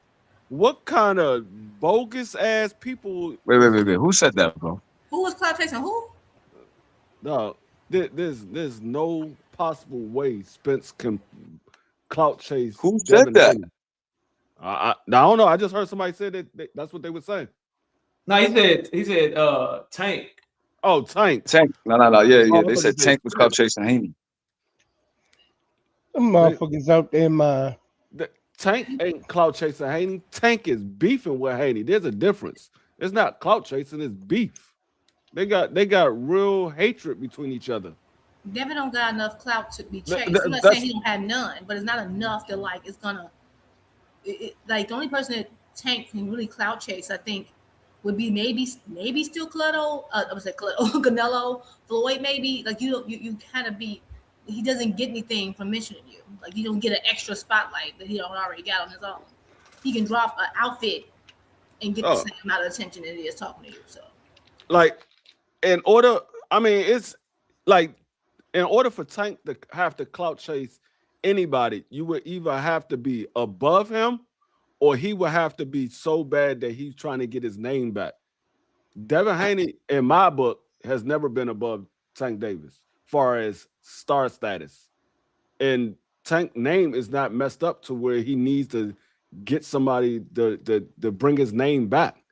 His name not messed up. I don't think that's even the conversation, bro. If we're being real, like, forget all that for a second. I can't clout chase you and simultaneously send you an offer to fight at the same time. Like that kills the whole conversation. Yeah, make it make sense. Like that conversation is dead, bro. I can't be, because if I'm doing it for clout, then I'm doing it for clout. But I can't be doing it for clout if I'm also trying to fight you. No, I'm doing it because I want to fight. I want to fight you. I'm doing it because I want to beat you the fuck up. So I can't clout chase you and offer you a real fight at the same time. That shit's impossible. Yeah, it's like what we saw Richardson Hitchens do was clout chase, because you were at 147. You called out Tank Davis. Tank Davis right now is a 135-pound fighter. Until he fight at another weight class, he's a 135-pound fighter. You wasn't calling for Tank Davis when you was at 140. Yeah. You wasn't calling for him at all.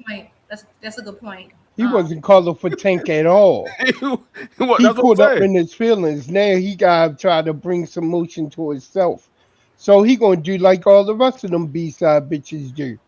Call out Tank. Mention Tank. He needs to figure out how he's gonna get this fight done before Thursday. That's what he should do.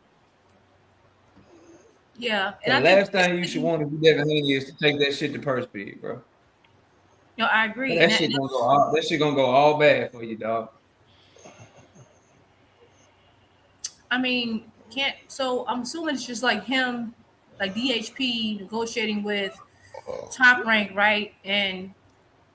Or I don't know, can he get Turkey? I don't know what he can do to like negotiate to try to get them. He's supposed to have DAZN involved because he signed that quote unquote deal with DAZN.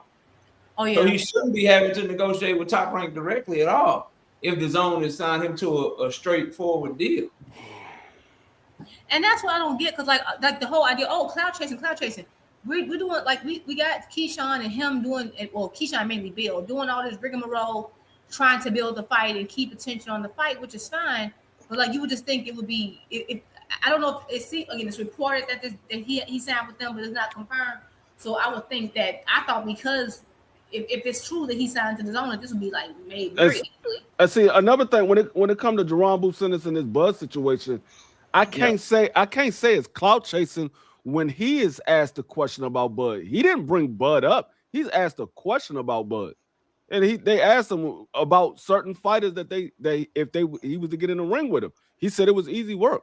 He ain't clout chasing. He said the same thing about everybody. So is he clout chasing everybody that he said that for? Because he said it about everybody. Right. He even said before, I'm not even talking about no retired fighter.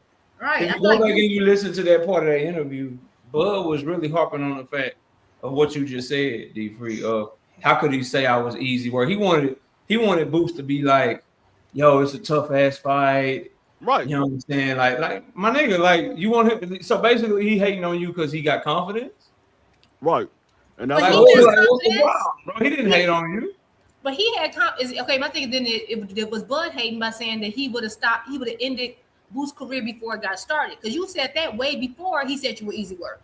Like you was talking really crazy about him way before he said you were easy work. So like that's and I was listening when he said that. He said I don't think nobody's easy work, but he said Spence was easy work.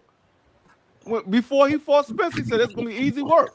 He said everybody was easy work before he So he was like, I don't call nobody easy work. I gotta study these guys. I gotta work out for these guys.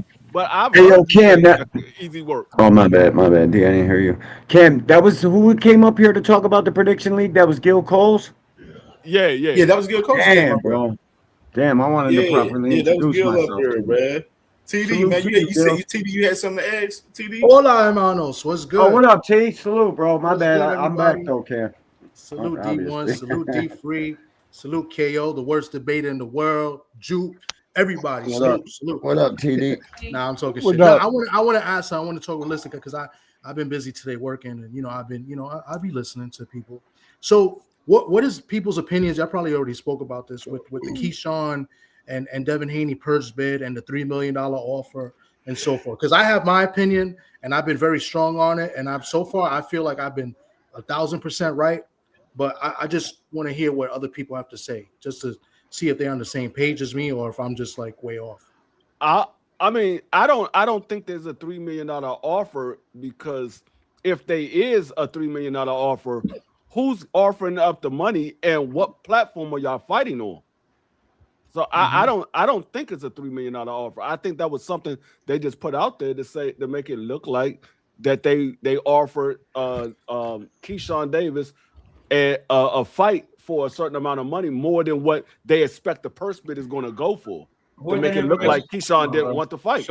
So if you're Top Rank and you're about to get into this deal with DHP and Keyshawn, would it be better for you guys to go to purse bid or make the fight outside of purse bid? I'm of the opinion that Top Rank's going to push it to purse bid, offer some bullshit, because they know nobody else underneath the zone umbrella is going to offer anything more than what they're going to offer. But see, at the same token, if there was a $3 million offer to Keyshawn Davis, Top Rank would try to push for that fight. They would say, go ahead and take that $3 million, because the purse bid not going to go for $3 million.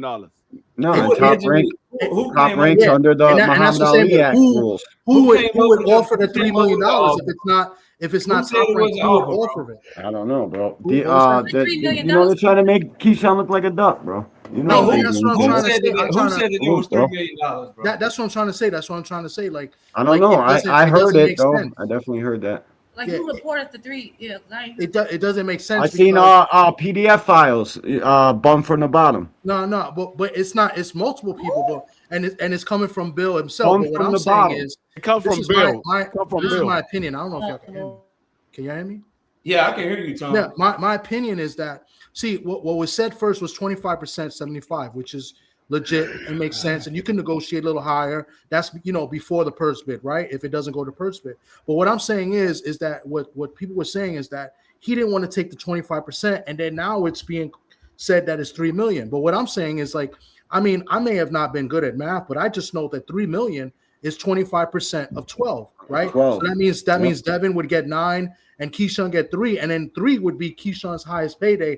Why in the hell would he actually refuse that? It doesn't make sense. He wouldn't. That's what I'm saying. It don't make sense. And that's why I don't Keyshawn will fight him for just about anything. He wants to fight him just for fighting him, bro. Yeah.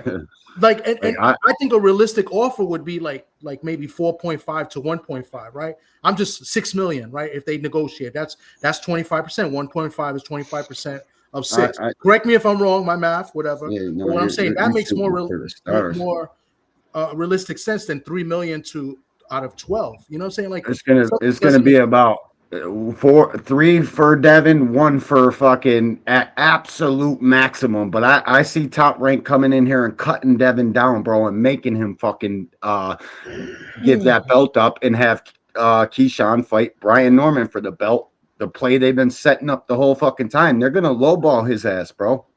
They're gonna lowball him. See, they filed the extension. I believe, in my opinion, that the zone probably convinced them, say, hey, wait up, let's try to negotiate, give us a few more days. So therefore you got the 72 hours. And I think they're going to come to an agreement. But if they don't and it does go to purse bid, we already know we already know that fight is not getting bid more than like 2.5. Just my opinion. You know what I'm saying? I would say 2, right? 2 million is and we know Devin is not going to take that money. That would be 1.5 for him, 500,000 for Keyshawn. And then they get what they want, TD. And then they get what they want. They get Devin fucking saying fuck that belt. Yep. And that's what I think. Yeah. Fucking Brian Norman and Keyshawn, who to be honest with you guys, optically, like for boxing fans, it's probably a better fight. Probably a better fight to watch, bro. Fucking Devin and Keyshawn gonna be jab, 1-2, tie up. Jab, jab, tie up. Fucking it's gonna be boring. That's how that kid's gotta win that fight. Sonovision said the better question is why would they pay $9 million for Devin?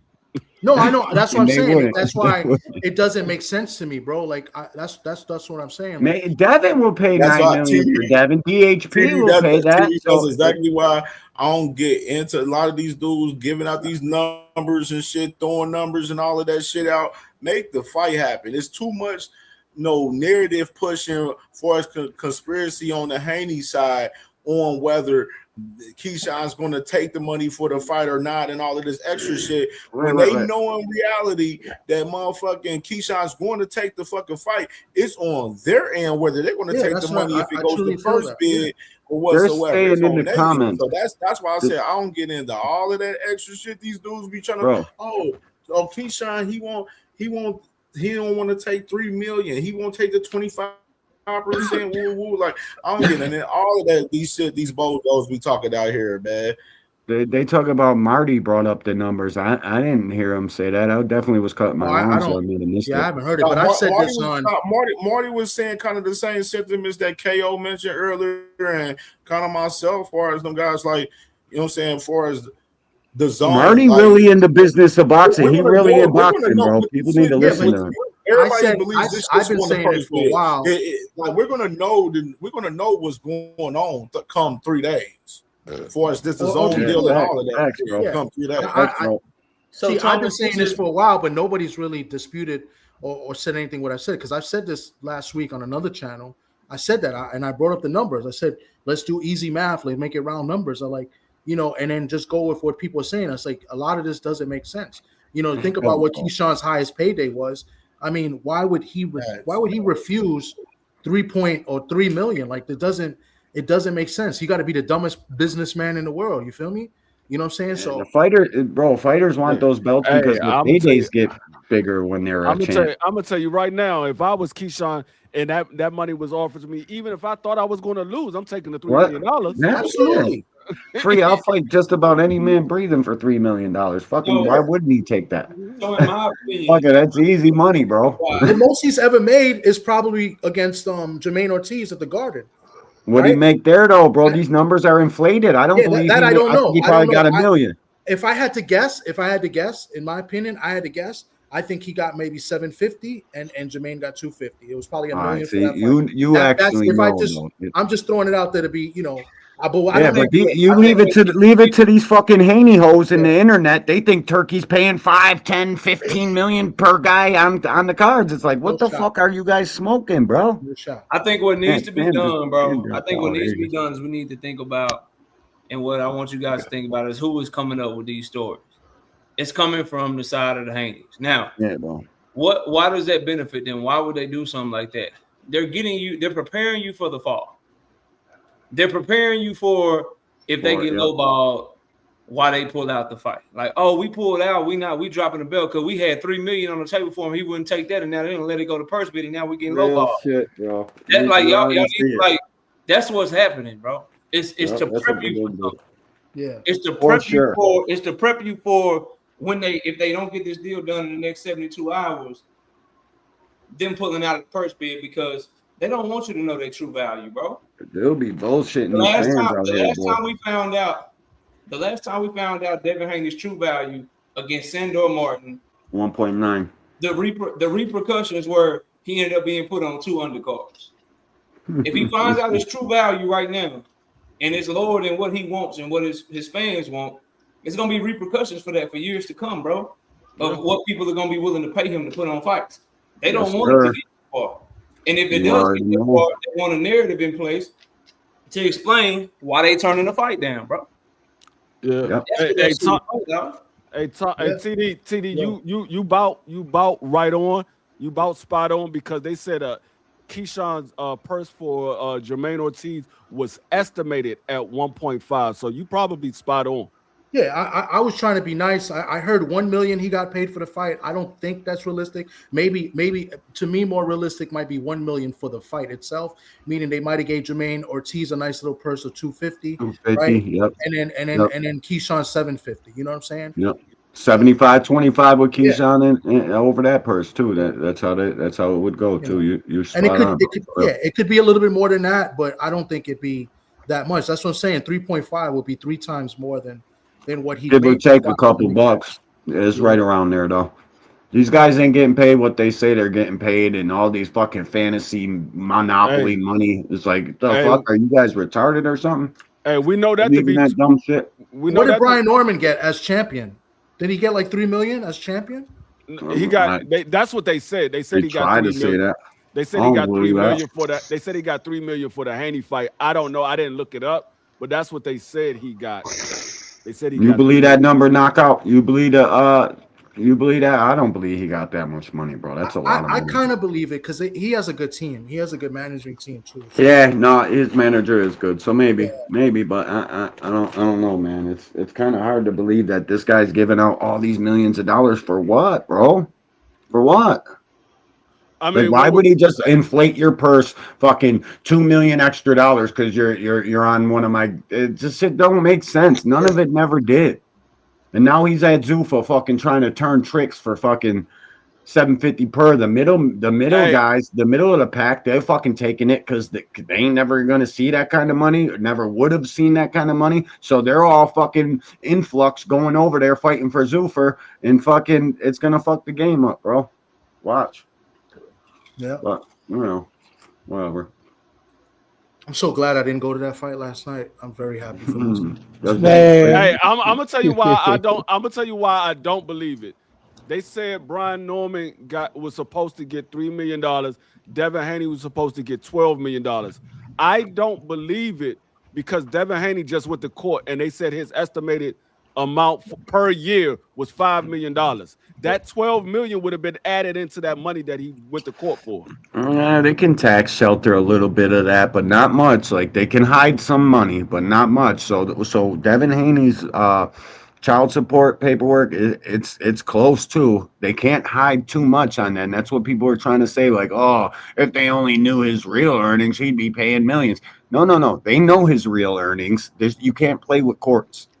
You gotta show what you got, bro. See, but see, the thing is like when it comes to the court, they run your social before you even go to court to see how much money you make. I've been through the proceeding before because I had a son. I have a son that I didn't know nothing about until he was 18 years old. His mother took me to court for child support, and they knew how much money I was making before I even said anything about it. They already knew how much money I was right? making. So they already know. So it's not about how much money you bring home. It's about how much money you made gross. It's not your net. It's your gross. Their money come out before the taxes money come out, or around the same time the taxes money come out. They get it before you get it. So it's the gross pay. So that if that 12 million was, if Devin Haney got 12 million, it would have been added into how much he made for the year. Well, after the IRS puts their hands into it, I know he probably get like 7, 8. It still would have said 12 million. That's what he made. Made 12 million. Right. Then, I was thinking also, don't you get like if you're like an independent contractor, there's a 1099 form you get. So that means you're the employer. They're supposed to report that to the IRS. So even if you don't file it, it's already been reported to the IRS because the whoever your contractor, the person you're contracted with, when it's time to the only way. I mean, Eddie Hearn would end up getting in trouble if he didn't report everything. No, yes, but the only way he can get out of it is if he's in fact an employee of DHP, and DHP got all the money for these fights, and they paid him a separate salary. They're not paying the money. DHP has to report something, and if they find out they're lying, they can make that I get it. But I'm just saying, there's you can hide a little bit of it, maybe. And even that, DHP is his company, so he's still making money. That's his company. Well, they tell us it's his company. It could be Bill's company. Oh, well, out of Bill's own mouth, he said Devin Haney is the boss. I know, but I work for him, so he could say it could be it under Bill's name. You're right. You're definitely right, because that shit's submissible in court. They could say, "Oh, look at this guy fucking out here saying that." You know what I mean? If they tried to say Devin didn't make that much money and DHP made it all, they would. It's all video evidence and shit. That's all submittable, bro. Yeah, and the chances are Bill. I mean, they're putting in Bill name over Devin. Anything you say, Ken, you know this more than I do, D. Shit. Anything you can. The lady can and will. The person that the young lady, his baby mama or whatever, her lawyer was good enough to make it to where, in order for him to see his kid, he gotta have supervision to see his kid. I'm pretty sure they're not falling for the. I'm pretty sure they're not falling for the old DHP trick. I'm pretty sure they know how to look for that money. I'm sure of it. Yeah, nah. She got a good one. Nah, like that lawyer saw who the father of her children was and saw dollar signs. They had women in them type of positions, bro. They be getting good lawyers. They get sharks because they know their money's for sure. They know you got a custody battle. You got a custody battle against who? Shit, yeah, I represent you. Don't worry. Don't worry, I represent you. I wonder why the visitation though. Like I understand the money thing, but like why unless there's like some type of that's another thing. Because all that shit, even though she dropped the charges, probably a lot of them accusations was fucking true. And they handled it in the civil case. Yeah. Once she did have a restraining order on the panel. Yeah, all she got to prove is that he's he's abusive, and she can get supervision. Yeah, she had evidence. She had a restraining order on him. Right. My thing is that when it comes to like supervised, like when the court makes it a supervision type thing, like the custody maybe because they got 50-50 custody. It's not like they say you can't see him. He has 50-50 custody. He just can't be with the kid by himself. And so normally that's not a very common thing. That's not super common. So they normally that's just but think about it. Like Tank Davis has multiple domestic violence accusations. He doesn't even have like he don't even have a restriction like that with his kids. So like that's just like something had to have happened, like Kale said, or maybe I don't know. Maybe she got something because no, I mean they probably got into a domestic dispute where he might have grabbed her up or something like that. Like I say, all she has to prove that he's abusive. If she can prove that he's abusive, yeah, she might drop the criminal charge case or the civil case, but she's going to hold that up into the the family court where she's going to get the rights to the child, and you can get supervision rights. Right, but like if she wanted the rights to the child, she could have said, "No, I want 100% custody and blah blah." He got 50% custody. And no, I mean she might not be spiteful like that. She might but she might want her got child some to be things too. He got some things too because now she can't mention. She has to retract the statement for whatever that can cause a criminal charge against him. Like I don't know. It sounds like whatever they both must have did something. I don't know because it seems like they both kind of like agreed not to do certain things. But I just thought that the whole no, that's what I'm saying. It might not. Rarely makes you have. I mean, if you have a woman that's spiteful, then yeah, she could say, "Nah, I want 100% custody. I don't want him to the child." But if it's a good woman and she want her child to be in her child's father's life, and he hasn't done anything to the child, then you say, "Okay, yeah, I get 100% custody. You can see the child, but it's supervision." Right. So she's saying you can see the child. If she's gonna have a problem with 50-50 custody, but she's still saying, but the court's still saying, yeah, he can get 50 custody, but he can't be with his own kid alone. Like I'm just saying that's odd. That's all I'm saying. That's odd. No. I mean, like I said, it's a lot to go into it, but I think there was a incident between them, and it might have got physical. I'm not gonna say that it did. It might have got physical, but it was bad enough to where the court said, okay, you get supervision rights, but you're not getting visitation where the child comes spend the weekend with you or spend a week with you. You get supervision rights. No, it's just one of those situations where you gotta make sure that you cross all your T's and dot all your I's, because when it comes to just saying that's rare. I'm just saying that's rare. So the court rarely does. That's not a common thing. That's all. That's one thing I'm saying. The courts don't play with that. They be like, nope. No, I know, but that means something went down. They don't just make you have to have. They don't give you consent and then say, oh, but you have to have. You can't be alone with your kid ever. That has to be a supervision. That's rare. A lot of times. I mean, well, they got money, so they was able to work it out a little bit differently. But a lot of times, those supervision rights will be right at the courthouse, and you can come see your child at the courthouse. That's where your supervision visitation will be, at the courthouse. Right. One hit or quitter. The visitation stuff, that ain't something you can just request. That has to be the court has to verify some stuff before they do that. Yeah. He said 50-50 custody, but you must have supervision. No, it's not 50-50 custody. It's not 50-50 custody, because if it was 50-50 custody, it wouldn't be any supervision. It wouldn't be supervision if it was 50-50 custody. She got custody of the kids, and he just got visitation rights, but he can't be alone with the kid, bro. Yeah, she got full custody of the kids. And they not doing that off your word. The strength of your word ain't enough. That's all I'm saying. They ain't doing that off your word. That's the only point I'm trying to make. But let me just see. I could swear I read that though, but it was 50-50. I could be tripping. Yeah, no, it's either. I think the word they used was joint custody, but it's joint custody. It's either full custody or joint custody. It ain't no in between. It's either gonna be full custody or joint custody. She got full custody of the kid. He can get supervision visitation. It's either going to be supervision visitation or it's just going to be visitation. He got supervision visitation.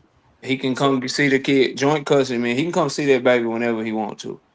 Right. But he can't come see the baby without certain people around. Right. So it's like you can get her whenever you want. That ain't to say that she can't spend the night or whatever, but you got to have a certain person there with you. You don't get to be alone with the baby. Right. And they don't do that off the strength of this chick just say you ain't fit father. Like they gotta have some sort of testimony, some sort of evidence. Mm-hmm. You know what I mean? For shit like that. So that's all. Something happened. You know, hopefully nothing bad, but she did have a restraining order. She was talking that he kicked me in my stomach shit. You know what I mean? Like, oh yeah, I reread it. It says they agreed to joint legal and physical custody. Yeah. Yeah. But she can be at home with her baby by herself. Right. He can't be with that baby by himself. That's crazy. That's crazy. Okay. No, sir. No. But no, I don't believe that $3 million whatsoever, because it doesn't. It's if it doesn't make sense, it doesn't make dollars, and this doesn't make sense at all. Why would you turn down a $3 million offer when the most, quote unquote, the most money you have ever made is double that? I mean, it doubled that. And if somebody turned that down, why would you then have your team do a joint petition to the WBO for more time? Right. Like it doesn't make sense, because then you could actually tell the WBO Keyshawn is turning down fair offers. He don't really want to fight, and they could potentially take him away from his mandatory position. Right. Yeah. So it doesn't. Why make would you sense. do that? Why would you? If he made $1 million and he's getting offers for 3 times more, then you well within your rights as a champion to say this nigga don't want to fight. Right. That it doesn't make sense for the jointly ask for extension. If there's a $3 million offer on the table, there's a $3 million offer on the table. There's no need for extension. Then just take the offer. You just say, "Oh, we're gonna pull out of the purse bid altogether." There's no need for extension. You know, there's some greedy ass motherfuckers. That's how Devin and Bill play. They try to squeeze every penny they greedy can. their ass right to a purse bid, be more. They finna greedy that. their ass right to a purse bid. And that's where they don't want to go. They already turned down the biggest deal for a fight in their career. Now they're going to turn this down. After turning down, hold up. What we got? Rolly? And we got Tank with the big bag. Y'all got and now you're at purse bid. Y'all got to look at history. When there was an offer for Frank Martin for $1 million, they said, "Okay, let's pull out of the deal. Let's pull out of the purse bid. I got an offer for $1 million." That was more than what that was more than what they was originally negotiating. So he said, "Let's pull out of the purse bid. We got an offer." But then he found out that it was more money than what he was told. So he backed out of that deal. That was on him at that point. But they pulled out of the deal. They pulled out of the purse bid because he got an offer that he was good with. That's why they pulled out of that deal. So if you got a $3 million deal on the table, you only made 1.5 in your entire career. If all of the reports is correct, the highest payday was 1.5. So you got a $3 million offer. If it goes to purse bid, that purse bid is not going for more than $3 million. You're going to get much less than $3 million. Why would you say, "Nah, I don't want that," but ask for extension? Doesn't make sense. It don't make sense. Bill and Devin Haney. They never make sense. Because what's more than likely going on, and I said this earlier the first time I was up here, what's more than likely going on is Top Rank has a price that they want to pay for the fight. DAZN has a price that they want to pay for the fight. And the Haneys probably want more money. Probably. And they overplaying their hand. And this shit is if it goes to purse bid, they're gonna get a rude awakening when the purse bid numbers are, as you said, lower than $3 million. And then he's gonna have a tough decision to make. And I can't wait to see him make it. I can't wait to see him try to make it. I think it's gonna be very, very funny to watch.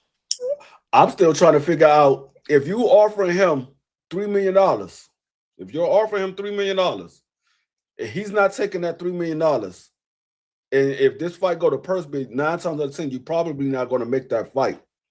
You had an offer on the table, according to your side of the team. You had an offer on the table similar to or more than Shakur Stevenson for Zuffa. Why are you not taking that offer? Because maybe that was planted information. Hey, I told everybody from the very beginning when they was talking about Devin going to Zuffa. I said it, and I'm gonna say it again. I heard people from Zuffa, the commentators and everything, they had Shakur Stevenson up there at the fight, and they asked him, "Hey, we hearing rumors about you going to Zuffa. Is it true?" He didn't want to talk about it, but they asked him about the Zuffa. I've never heard anybody from the Zuffa side say there's rumors of Devin Haney coming to Zuffa. I heard people that are fans of Devin talked about Zuffa. I've never heard the people from Zuffa say Devin. There was rumors for Devin going to Zuffa. Yep. I've been said this from the very beginning. I said I haven't heard this. Just like no one from Zuffa ever came and said we offered Devin Haney and Shakur Stevenson for a fight. You never heard Dana White or nobody from Zuffa ever say that. And we're not hearing anybody from DAZN We're not hearing anybody from the zone side say that Devin Haney has a deal with them. We're not hearing any verified reports. And you just signed Devin Haney to this big lucrative DAZN deal, and it's directly with the network. And you just gonna keep letting this thing play out. You gonna let it go to purse bid? Like, what are we doing, bro? They need to, if he signed to DAZN, they would and they should make that fight before the purse bid date. If it goes to purse bid, then I'm calling cap on the DAZN deal till somebody can show me any evidence to support that he signed there, bro. Well, I think It's looking crazy right now. Well, just like the Zuffa deal, which I never believed. I thought there were talks, but I didn't believe that they were already signed to Zuffa. I do believe they're with the zone, and I kind of believe the reason why the purse bid is delayed till Thursday is because I think Keyshawn called their bluff with the live yesterday. And then I think the zone is stepped in, and I think they're going to try to renegotiate. But I think the $3 million is cap, and I think Keyshawn called it out too. Keyshawn said in the live, he mentioned it for $3 million also. He said, you guys got to stop falling for that. You know what I'm saying? So I think this is just my opinion. We're gonna know in the next couple of days. So either they come up with a deal, but it ain't gonna be no $3 million for Keyshawn, or we'll never know the real numbers, or it goes to purse bid. And if it goes to purse bid, we already know it's not gonna go over. I say 2.5. I know my man D1 says 2, but it ain't going higher than that. You know what I'm saying? And then we're gonna see who's really ducking the smoke and who really doesn't want to fight, because I don't believe Devin Haney's gonna fight for no $2 million. You know what I'm saying? So he's going to drop a. But if he's really signed with the zone, then why are they letting it play out this way? You just signed Top Rank to a deal. You got Devin signed directly to your network. Why all of this? Like, it doesn't make sense, bro. It doesn't make sense, but I think the zone is trying to do something now. I think they're the reason why it's delayed. I think they're going to try again. I just don't think the numbers are right. The numbers are accurate. So I think it could be. I think it could be that. Yeah. I think it could be that. I'm not mad at that, but I think what could also be a play and this is just me. Maybe I got a 10-4 hat on or whatever. I think they're trying to make it look better for when they screw them over, so they can make it look like they went through every process. They did everything they were supposed to do. They had the extension. They really tried to make the fight. And I think that the zone Top Rank, I think they got a certain amount of money they want to pay for this fight. Because I can't think of what Devin Haney has done all of a sudden to make the zone feel like they want him, other than the zone being in the war with Zuffa. That's the only thing I can think of, because as far as the zone, they told Matchroom not to bid on the fight when he was fighting Sandor Martin. They have made it clear that they not fucking with Devin Haney these past 2 years. Mm-hmm. So the only reason I think they would sign him is if they trying to keep Zuffa from signing him. So thinking of all that and thinking how this shit is going, if the zone wants this fight, I'm sure they want it for a certain amount of money, because they want to make money off of it. They don't want to just have a fight and then be in the hole. So they got a certain amount they're willing to pay for it. And that amount is probably going to be made, public to us on the purse bid. I just don't see it, bro, because it don't make what's happening doesn't show that this dude got a big network deal with his own. And I agree with you. It doesn't make sense. I just think I'm just going to give him a little bit benefit of the doubt, and I just think the zone is going to try to make this fight, but I just don't. I think the numbers is way off. I think all these numbers that are being put out there is cap. It's too much money, and it's like you said, they're not gonna overpay for this fight. It's not worth that. It's barely. I don't even think this fight is pay-per-view. You know what I'm saying? I don't think it's a main event. Maybe an undercard. You know what I'm saying? Somebody said something to me one day. Somebody said something to me. I think it was last week. They said, "Well, Devin signed to the zone. It doesn't matter if it go to purse bid. They already guarantee how much he's going to make. Not if it goes to purse bid, because the zone is not. The zone is putting on a fight if it's somebody from the zone wins that purse bid. But the zone is not responsible for that purse. That person is responsible by the person that won the purse bid. So he doesn't get paid from the zone until after that fight. If that fight goes to purse bid, if he is signed to the zone, whatever deal they gave him, they're not responsible to pay him anything until after the purse bid fight is over with. If they don't win that purse bid, he's not getting any money from the zone. He's going to get money from whoever won that purse bid. That's where the money comes from. So I don't know where they got that from, but I'm like, no, that's not how it goes. The person that wins the purse bid is the one that's paying for the fight. They paying the fighters. The zone is not giving up anything. So what I was gonna try to say, but I think Kale dropped off, but it's a Cam too.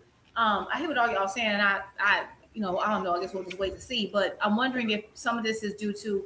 So I think that like at the time, when Devin was talking to Shakur and doing all that stuff, I think that was part about trying to create the bidding war between the zone and Zuffa, right? I really think that, and I think that even though like maybe he was just getting ready to sign with the zone, maybe the ink ain't dry, maybe they didn't officially do it yet, and maybe that's what he's holding out on. But I think at the same time, while you're doing this purse bid, it's kind of showing you your market value, and that might affect what Zuffa would have or could have offered you. And the reason I say that, because I don't know if y'all seen that recent, like I guess after the last Zuffa card, Dana White is really backpedaling on fighting for belts and stuff now. And I'm wondering, and he's like doing this to the public, and I'm noticing like he's doing all that. I'm wondering if it's because I think he understands that that's scaring certain fighters away. So I'm wondering what if they are still considering potentially getting Devin. And I'm just thinking, the only thing I say that is because I'm like, wow, that's a huge backpedal, Dana White, like huge. And so I'm wondering if that's what it is. Like maybe it's stalling because Devin's trying to see, do I want to, maybe he never really finalized that deal with his own. And maybe because he's not going to get what he want to get, he might consider going back, consider reviewing that a Zuffa offer, if he ever got a Zuffa offer. I mean, this is all hypothetical. But that's one thing I'm thinking, like maybe he's trying to see, like play, both ends and see what he get. But I mean, once you go to purse bid, you go to purse bid, right? And I just thought that, you would think that Turkey would bail you out or something, but he didn't. So I think it's the third thing gonna be interesting.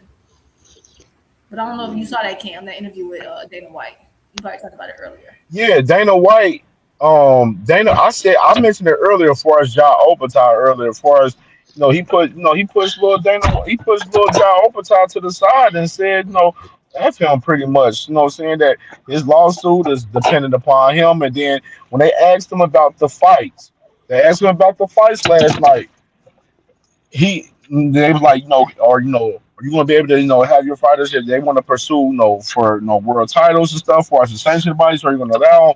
He stuttered and ran in circles from the question and everything, and really didn't really want smoke with the question because he knows that his objective is to say fuck the sanctioned bodies, and we still want to do our thing on our side and fuck the other promoters. They still are reneging on working with the other promoters as much as possible. You didn't see the part when he said that he said that they might be able to fight for the belts on a case by case basis, and depending on yeah. That's what he kept saying. He said everything's a case by case basis with everybody, and that's still a backpedal because at first he said absolutely not. We don't want to deal with them. Blah blah blah blah blah blah blah. You had all this stuff to say, and now it's a case by case basis. And I thought it was so funny. I don't know if you saw recently, Jake Paul just kind of took a shot at Dana White, like, oh, now it's a case by case basis. I thought you didn't want the sanctioning bodies. Like he kind of rubbing his nose in it, like, Jake Paul's popping and stuff about it because, like, he is like 1 minute, we don't need traditional boxing. Forget traditional boxing. Then it's the belts don't mean anything. Now, well, we'll see. Like I think that they're realizing that these signings aren't going as quickly as they would like, and it's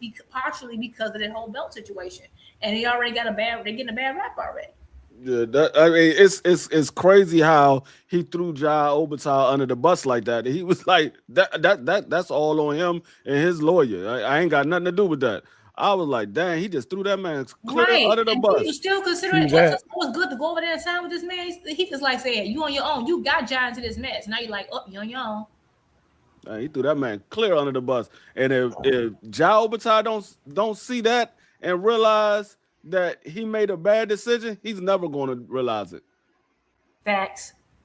He's never going to realize that was crazy. I'd have been like, hold up, I thought you were supposed to be backing me up.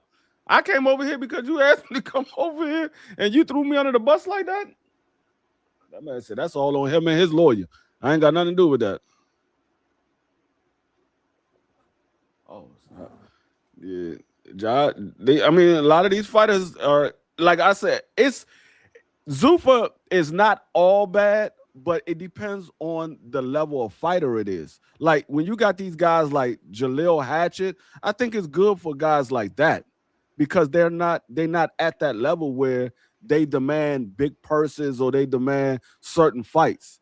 It's good for guys like that starting out their career and they trying to get the notoriety, they trying to get the eyes put on them. It's good for those guys, but for guys like Shakur and Devin and Tank and David Benavidez, it's not good for them because they already have the notoriety. They don't need Zuffa like that. Zuffa is actually holding them back because a lot of those guys wants to be undisputed champions. And if you saying we not recognize those sanctioning body, then what good is it to the fighters by coming over there outside of just money? If you make the big fights, you're going to get paid if you make the big fights. Look, it's obvious, and we all have to go ahead and say it right now.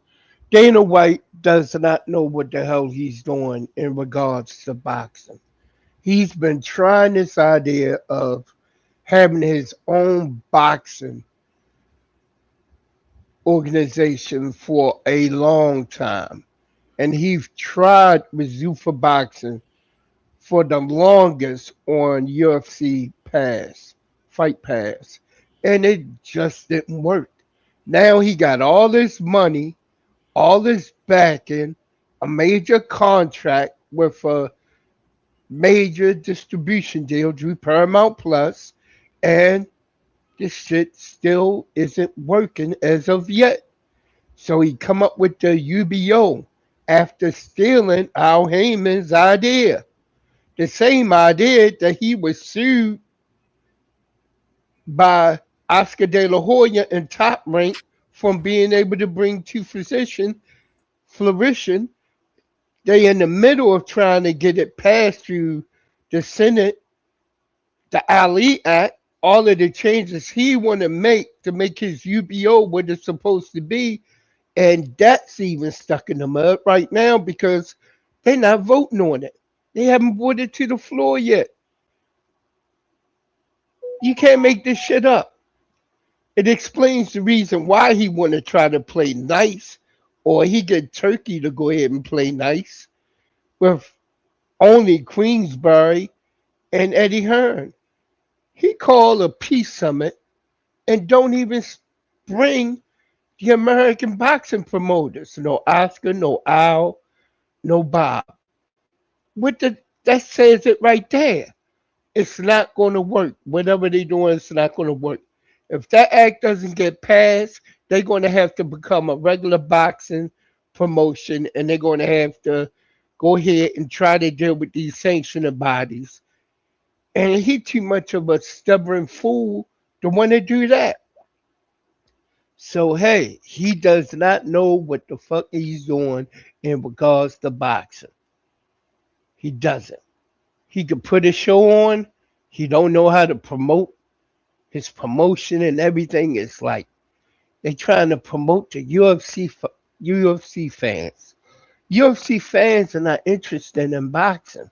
And if they're interested as casuals of boxing, they only want to see the main people, the main names, the people he do not have the money to be able to sign. And he gets Shakur, the bornest boxer of all, who has his own people and knew it walking out of the daggone arena while he's still in the ring. You can't make this shit up. You can't make it up. It's ridiculous. He should just go ahead and give it up, pack it up, drive off with the truck, and say, I'm going back to UFC and doing what he knows to do. Now he's going to go ahead and, knowing him, he's going to go ahead, he's going to ride it out for as long as he can. He's going to have snitching Hitchison and Jalen Williams calling out Tank and calling out other boxers, trying to get them to come to Zuffa. That's not going to work. They're not signing with Zuffa. Not for one fight. Not for 1 minute. It's not working. It's not working, Dana. Give it up. It's not working.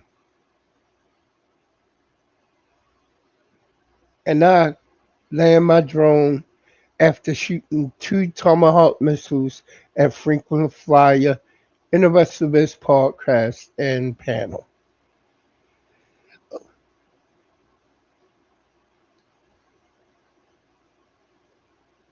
Yo, D3.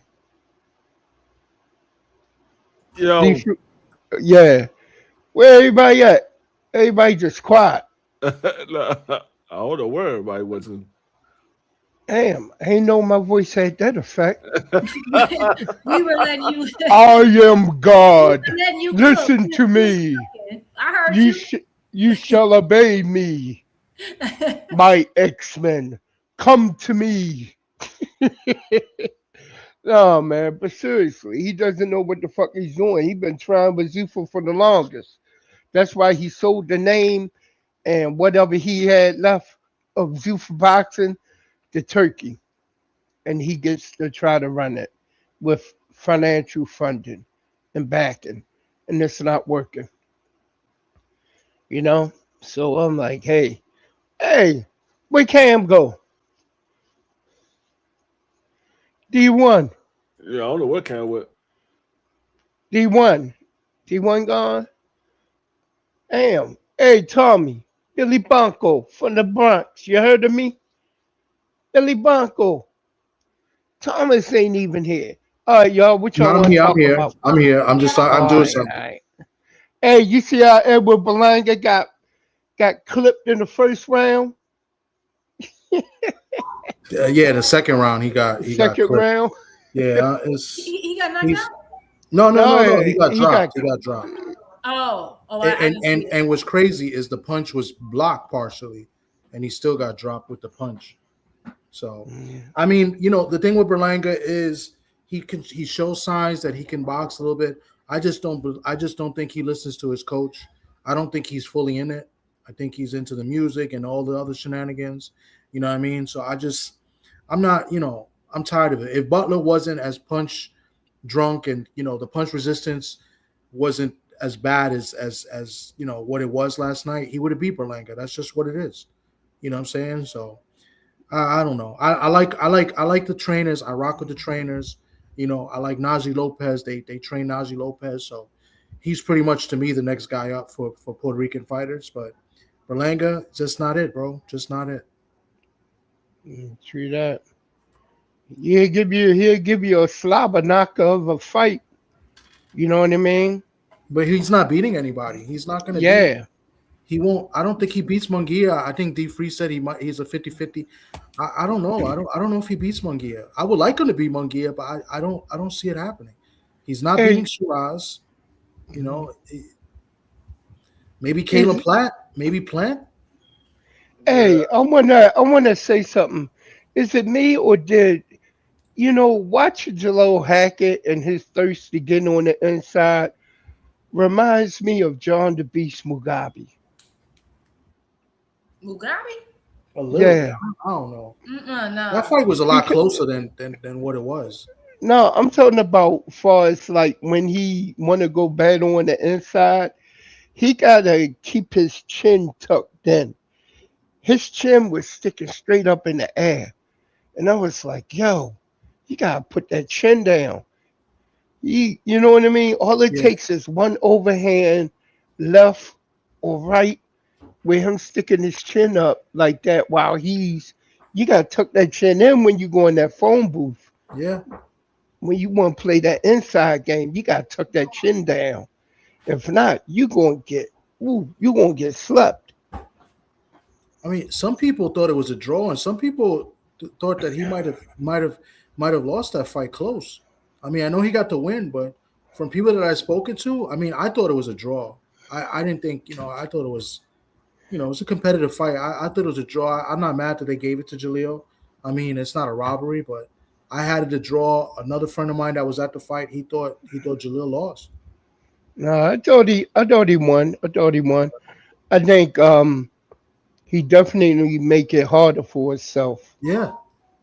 You know what I mean? Until you improve that inside game, don't go fighting on the inside. Keep him on the outside and just keep beating him up. The guy couldn't do nothing with him from the outside. Nothing. Backing, using 1,000%. that jab. Yeah, he got to do something. I would like to see him work the double jab and follow behind, coming across with the straight. And I'd like to see him do some body head combinations. He was going to the body, but I like to see him do some body head combinations. You know what I mean? Because yeah. He gets hit too much. You know, he has too much dog in him too. That's another thing. Like the dog in him is going to get him in trouble. You know, he's not going to have a long career fighting the way he's fighting. You know what I'm saying? Yeah. That's for sure. You know, but other than that, snitching Hitchison, I just don't like that dude, yo. I just, man, him. Now I see why he's with Zuffa. You know what I mean? His style and the way he was trying to do it, the way he boxes, is like, okay. So Jalil looked good and Hitchens looked good, but Berlanga got clipped. So Berlanga fought a guy that was punch drunk, pretty much. You know. Okay, but Jalil looked good, right? Or no? I think Jalil looked all right. I just think Jalil got to work on some things. I think, his toughness, his dog is too good for his own good. You know what I'm saying? He can't keep fighting like this. You know? And the Hitchens looked good, but he fought a guy that was coming right at him. I would have liked him to drop the guy. I thought Hitchens probably could have stopped him if he wanted to. I don't know. I don't know what Hitchens. I think he needs the right opponent.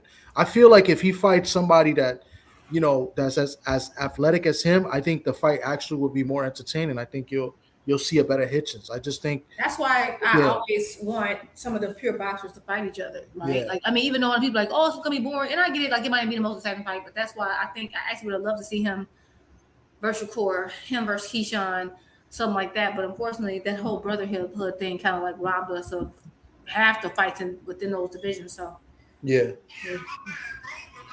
So you ain't getting it. So it is what it is. Yeah, true. True that. You get there. Well, at least Jalil will get there eventually. You know what I mean? But after a while, he got to start implementing a little bit more change up in his game. He got to keep that chin tucked. Yeah, because they're gonna keep matching him tough. I think he's getting paid good. I think Zuffa is the right fit for him, right? Because I think he's getting good paydays. He's probably getting more than what he's getting at Matchroom. But the only thing is, he's gonna get matched a little bit tough. He's gonna fight guys like he fought, last night. So those are tough fights. So we'll see, man. I'm happy for him because I think he's in the best situation right now. That's why I think Zuffa is good for fighters like him. They're good for fighters like that guy that fought my friend last night who lost. That kid Moreno. I thought he looked good last night. He beat Arnold Gonzalez. I know. Hey, I like Moreno, man. I picked Moreno to win that fight too. TD. I picked Arnold because I know Arnold. Arnold's a friend of mine, so I had a little bias. But he beat Arnold pretty convincingly. Arnold had the first good 2 rounds. The first 2 rounds was good. But Arnold too small, bro. Arnold fought a good fight though, TD. That was a good scrap though. He fought a good fight. It was very competitive. That was one of the better fights on the card last night. I don't like the Africa disrespect, man. That was you or that was BMO? Well, what yeah. What you say? Yeah, I don't like the Africa disrespect, bro. Come on, cut it out. He put on a master class, man. No, he did. I know he right. Yeah, I know he's signing affidavits and giving up information. A master class is crazy, Frank. Yo, you don't think that was a master class? Hell no, that was not no fucking. The only thing he could have did was get the stoppers, bro. That's the only thing he did. Too much sauce on there. Listen, man, you're not gonna rip that shirt off, man. That's too much sauce right there, brother. That's too much sauce. Too much sauce right there. I gotta put my kufi back on. Too much. Yeah, rip my kufi off. Man, I done ripped my 10-4 kufi off, man. Nah, but speaking of Berlanga, right, TD? I think the only thing with Berlanga, he got to learn to hold the phone and go to the body more. And he got to up his punch output. But for the most part, like his power's real. As his advertised, he had him hurt from the beginning. Yeah. He just got too complacent in the pocket with him not holding the phone. He got caught with a good punch. It's not like Butler can't punch, But that's his problem, bro. Because I was screaming at the TV, like, why you keep dropping the left hand? Like, yeah, I know. That's the thing with him, bro. He was doing that all fight, and what I was upset about was Zuffa not showing the corner of Berlanga. They kept showing Butler's corner. I wanted to hear what Mark had to say because Mark is a good trainer, and I'm sure Mark was getting in his ass for that because he kept dropping that arm. And Come on, Butler bro. put in They this from with an Brooklyn. They overhand Puerto right. Rican. You know he was cursing. You can't put that on TV, bro. Like, come on, bro. What the fuck is he doing, bro? Overhand right, bro. Side Joe's in the crowd, bro. Nah, but yeah, like Africa not a snitch no more after that performance, man. He's a dry snitch, okay? Like we don't got the documentation officially, like Haney, you know. So I'm gonna call him dry snitches. No, once a snitch, always a snitch. Nah, he not like Haney. Haney put the paperwork in, like he all the way a snitch. Like Africa almost, you know, he said too much. We got the video of that nigga snitching, Nah, man. no, I still like the Africa performance, and especially me, right? Because I said I actually picked against Africa because I was thinking maybe if he really was drained, that means he has problems on losing the weight. But I also said that he rehydrates properly, and it was capped at the Duarte situation, then he probably get stopped. But I feel like Africa, like as far as his performance, I think it was a good performance. But the only thing he could have did was go for the stoppage. Yeah, it was good. I wanted to see him do more. Listen, I think it's certain types of styles you're gonna see him do better. If he fights Julian Rodriguez, that other guy, I think he beat Julian too. I think he stops him. See, that's when you're gonna he see he might stop Julian too. That's what I'm saying. People are gonna be like, how did he stop this guy and didn't stop Salas or whatever? You know what I'm saying? But I think he's gonna stop. I think with Africa, bro, like I keep saying about Haney, Africa, Shakur, and guys like that, they killer instinct, but they excuse me, I'm on a bike. I'm trying not to get hit by a car. They ultra instinct, but not killer instinct, you know? Like I felt like they put on good performances. Not saying they don't got the dog, but they don't always want to go for the stoppers and put on a great performance. That's the only knock I got against them guys. Yeah. But like someone like Berlanga, he has the killer instinct, but he's not ultra instinct. He's not a technical fighter. He doesn't hold the phone. He makes little mistakes here and there, but he gonna put on a good performance and come to scrap. So But I feel like you gotta find a balance with certain fighters, man. Like everybody not Boots or Tank, better BF anyway. Crawford bitch ass. Like some guys just want a crucial, easy decision. I feel like Africa never gonna be the star he think he is if he keep doing that. You would never say that to Crawford's face, bro. He For put me? hands and feet on you. And I put hands and feet on you, so that we even. You might think you can, man, but you wouldn't leave that cell without my permission. But shout out to my brother Ken. Listen, BBO. Hold on. Let me say something. No. You don't hold on. How you gonna hop up here and talk some crazy shit and cut me off? I know it's an Ohio thing, but come on, brother. Hold on, come on, bro. We ain't gonna do that. I know you're against me. I know you're against me. It's okay.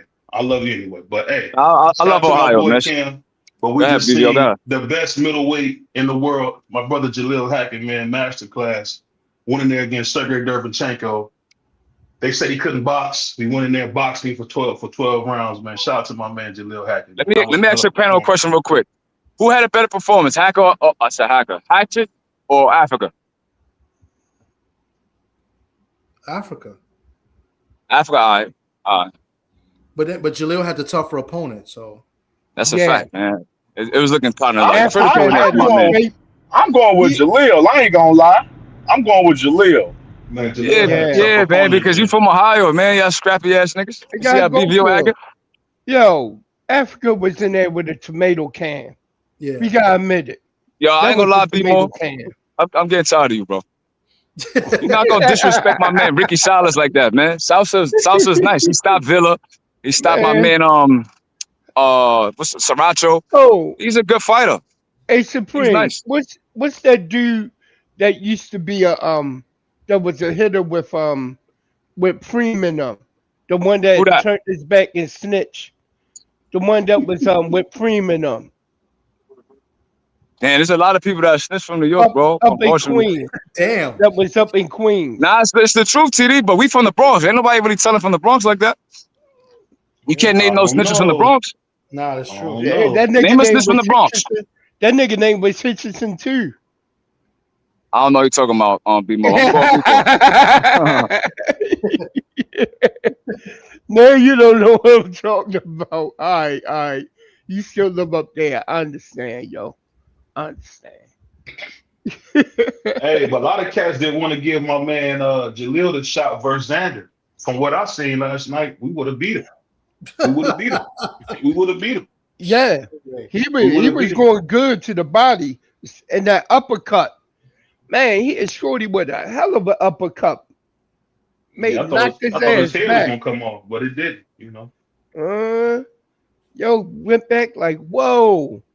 He had a good ass fight with a tough ass journeyman. And you gotta respect that. The dude I thought 40. that dude beat Triple G, man. I thought Sergey beat Triple G back in the day. Ooh, damn. I didn't know He he watched that fight. He was whooping Triple G's ass. Yeah, I thought he beat Triple G too. He was whooping Triple G's ass. He was whipping Triple G ass like when Law beat Canelo ass. No, that's cap. That's cap. he would have won, but he started running from Canelo. He started. Y'all know that he was beating Canelo ass, man. He was until he started running his ass. Yo, who wins? Who wins? Jaleel Hackett or Jahai Tucker? No, we stopping him. Yeah, all right. The fuck out. What you were saying, B-More? We stopping him, bro. We stopping him. I had to swerve through traffic on the bike, B-More. And from what I'm get my hearing, cardio right, we man. got a top 15, designation coming from the WBA. So, you know, we might be getting a title shot with Laura. So who knows? You never know what can happen. Y'all think Berlega could beat Plant or compete at 168? Like, you think he'll get a belt? He gonna get beat there. I think he could beat Plant. Nah, Plant will whoop his ass. Unless he could land. Nah, Plant looking shot, bro. I'm not gonna lie. You know what they should do? They should feed Berlega to Mugia. Let Mugia beat him up now. Yo, I think Mugia will be a good fight for him because his punch output and his work rate. But Mugia kind of chinny, bro. Like, I think Berlega power is like really real. I think Berlenga's not chinny. When he land on his pockets. Nah, Berlega is chinny, but I feel like to get knocked out by Sriracha is kind of crazy, bro. Sriracha, come on, bro. You got knocked out by the boy band, nigga. Come on, bro. I don't know. I think Berlega could probably catch him. They pros. Now they are pros. That's a fact. That's a fact. You gotta let me get my trolling off, bro. Come on, bro.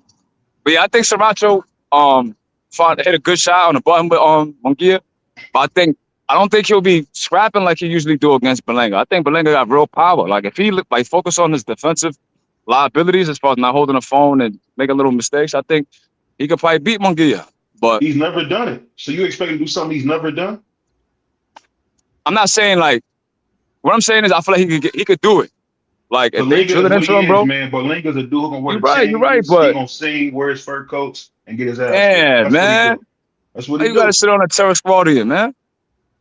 Come on, bro. Come on, bro. Hey, man, nobody. Yo, my boy Tio was like, yo, we got J-Lo. Tio said that shit. Yeah, Tio said that. So Berlega like, we got Fat Joe, nigga. He's trash.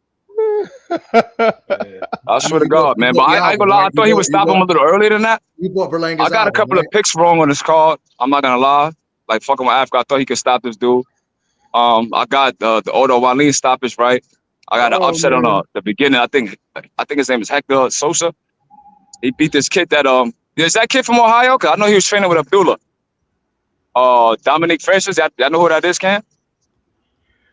I got to double check. I don't want to say he is from Ohio or not. I had to double check. I'm not sure, but I know he got a lot of footage with Abdullah. I picked him to win, but he lost from Houston. I kind of knew Hector was gonna get him, bro. That shit though. Oh, you think he should have won that? Yeah, D1 was saying I didn't watch the fight. I just seen the results. I felt like he won too for real, but that was some crazy shit in that fight. Well, I was thinking he could stop that dude, man. But you know, I'm like D1, bro. I always pick for the stoppage, but yeah, man. I ain't gonna lie. Zulfikar was kind of entertaining. I mean, I'm not like a fan of like Turkey and Dana, but that was a good call, bro. I was pleased with Hackett. He did a good job. I liked the Africa, and Berlega fight was entertaining. Like I don't know why the referee tried to slam this dude through the ropes, but it was a good fight. That was crazy. That was crazy, but the referee did that shit. Rolly did to the guy in the sparring. Yeah, that shit was crazy, man. Yeah. I was like, man, this nigga been training with Rolly. I tell you, the real winner last night in that Zuffa card. You want to know who the real winner was? The fans. Me, because I didn't buy a ticket and go to that shit. Yo, why you ain't let me know, TD? I was gonna do that shit. I always go to the fights, and I just. Yeah, how you got in, TD? For the next event, I'm gonna pop out. Hey, was they giving away tickets outside? From what I heard, nah, TD just walked in there. No, I didn't go. I didn't go. Hey, B more, you sick, man. Oh, you ain't go, TD? I'm gonna go to the I'm probably gonna go to the Hey Ruiz man, fight. take your ass back across Charles Street, man. You tripping, man. Ruiz fight. And, Yo, when the next pro box call on TD? I'll be all over. So I don't know. I'm be all gonna over go B-more. to the Yeah, Newark stay on the fight. east side, man. You leave this stuff to those west side boys. Stay on the east side. Man, I've been all in up and down North Avenue, across the bridge, all the way over. Matter of fact, I had a pool hall on North and Charles. Yo, be more, man. Come on, OG. We don't need the war stories, all right? We don't need the war stories. The war stories. Yeah, they dropped the tickets to like $30 yesterday. $30, bro. Yep. Did it look empty to y'all? It looked like it was kind of halfway packed. It was full. They told me it was filled up. I knew people that were there. They said it was filled up. Yeah, but like half of them niggas didn't pay for that shit, bro. Yeah, they gave tickets away. Same thing they did. Yo, what's up, OG? They gave tickets away. I'll be back, y'all. I'm gonna go to the next one in Newark, the Andy Ruiz fight. I'll probably go to that one. That's in Jersey.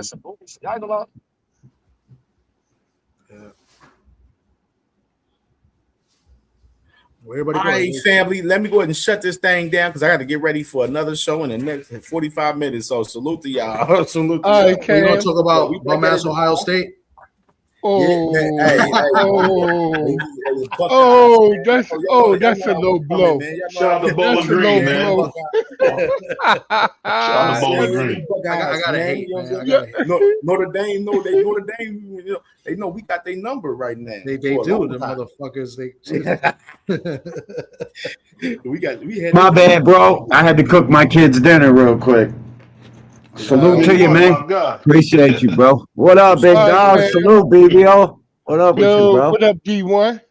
What up, B-more? What up, bro? Right. What up, Dave? What up, Supreme? All y'all have a good night, man. We out of here or what, Cam? You, bro. All right, BBO. Be good, All right, be safe, Supreme. fellas and lady. We see you Billy soon, man. Bronco. Billy Bronco. Benny Blanco from the Bronx. You heard of me? What's up, Juke? All right, good night, guys. All right, Take man. care. Peace and blessings, y'all. Crazy shit. Gangster. Hold up.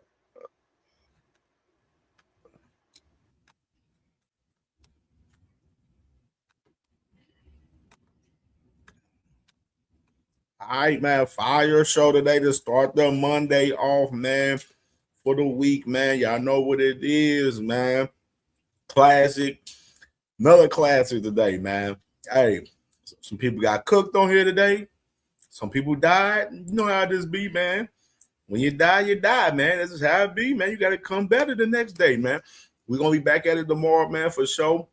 About 11:30 tomorrow, man. 11:30 tomorrow, man. We're going to be back at it tomorrow. You already know the vibes. Got another show, NFL show, the Orange and Black Print, about 7:30, man. Me and my dog TB, and then 9 o'clock, Buckeye Steppers, man. So it's lit, man. 3 shows in one day. You already know CamJNetwork. We working over here. And we will see y'all later on, man. Shortly, man, for sure. Salute. We out here.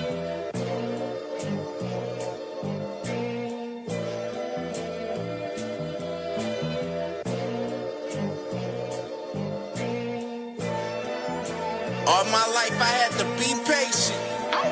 Like Meek Millie, I was dream chasing. Finger to the law when I see haters. Oh, the feeling when you tell your niggas we made it. Ooh, baby. Ooh, baby. Ooh, baby. Ooh, baby. It's showtime like Kareem Lakers. I make a masterpiece, scene basic. No Meek Millie, but I'm dream chasing. Took the shortcut like Anita Baker. I want the bright lights that you see in Vegas. I need a big house with like 3 bedrooms.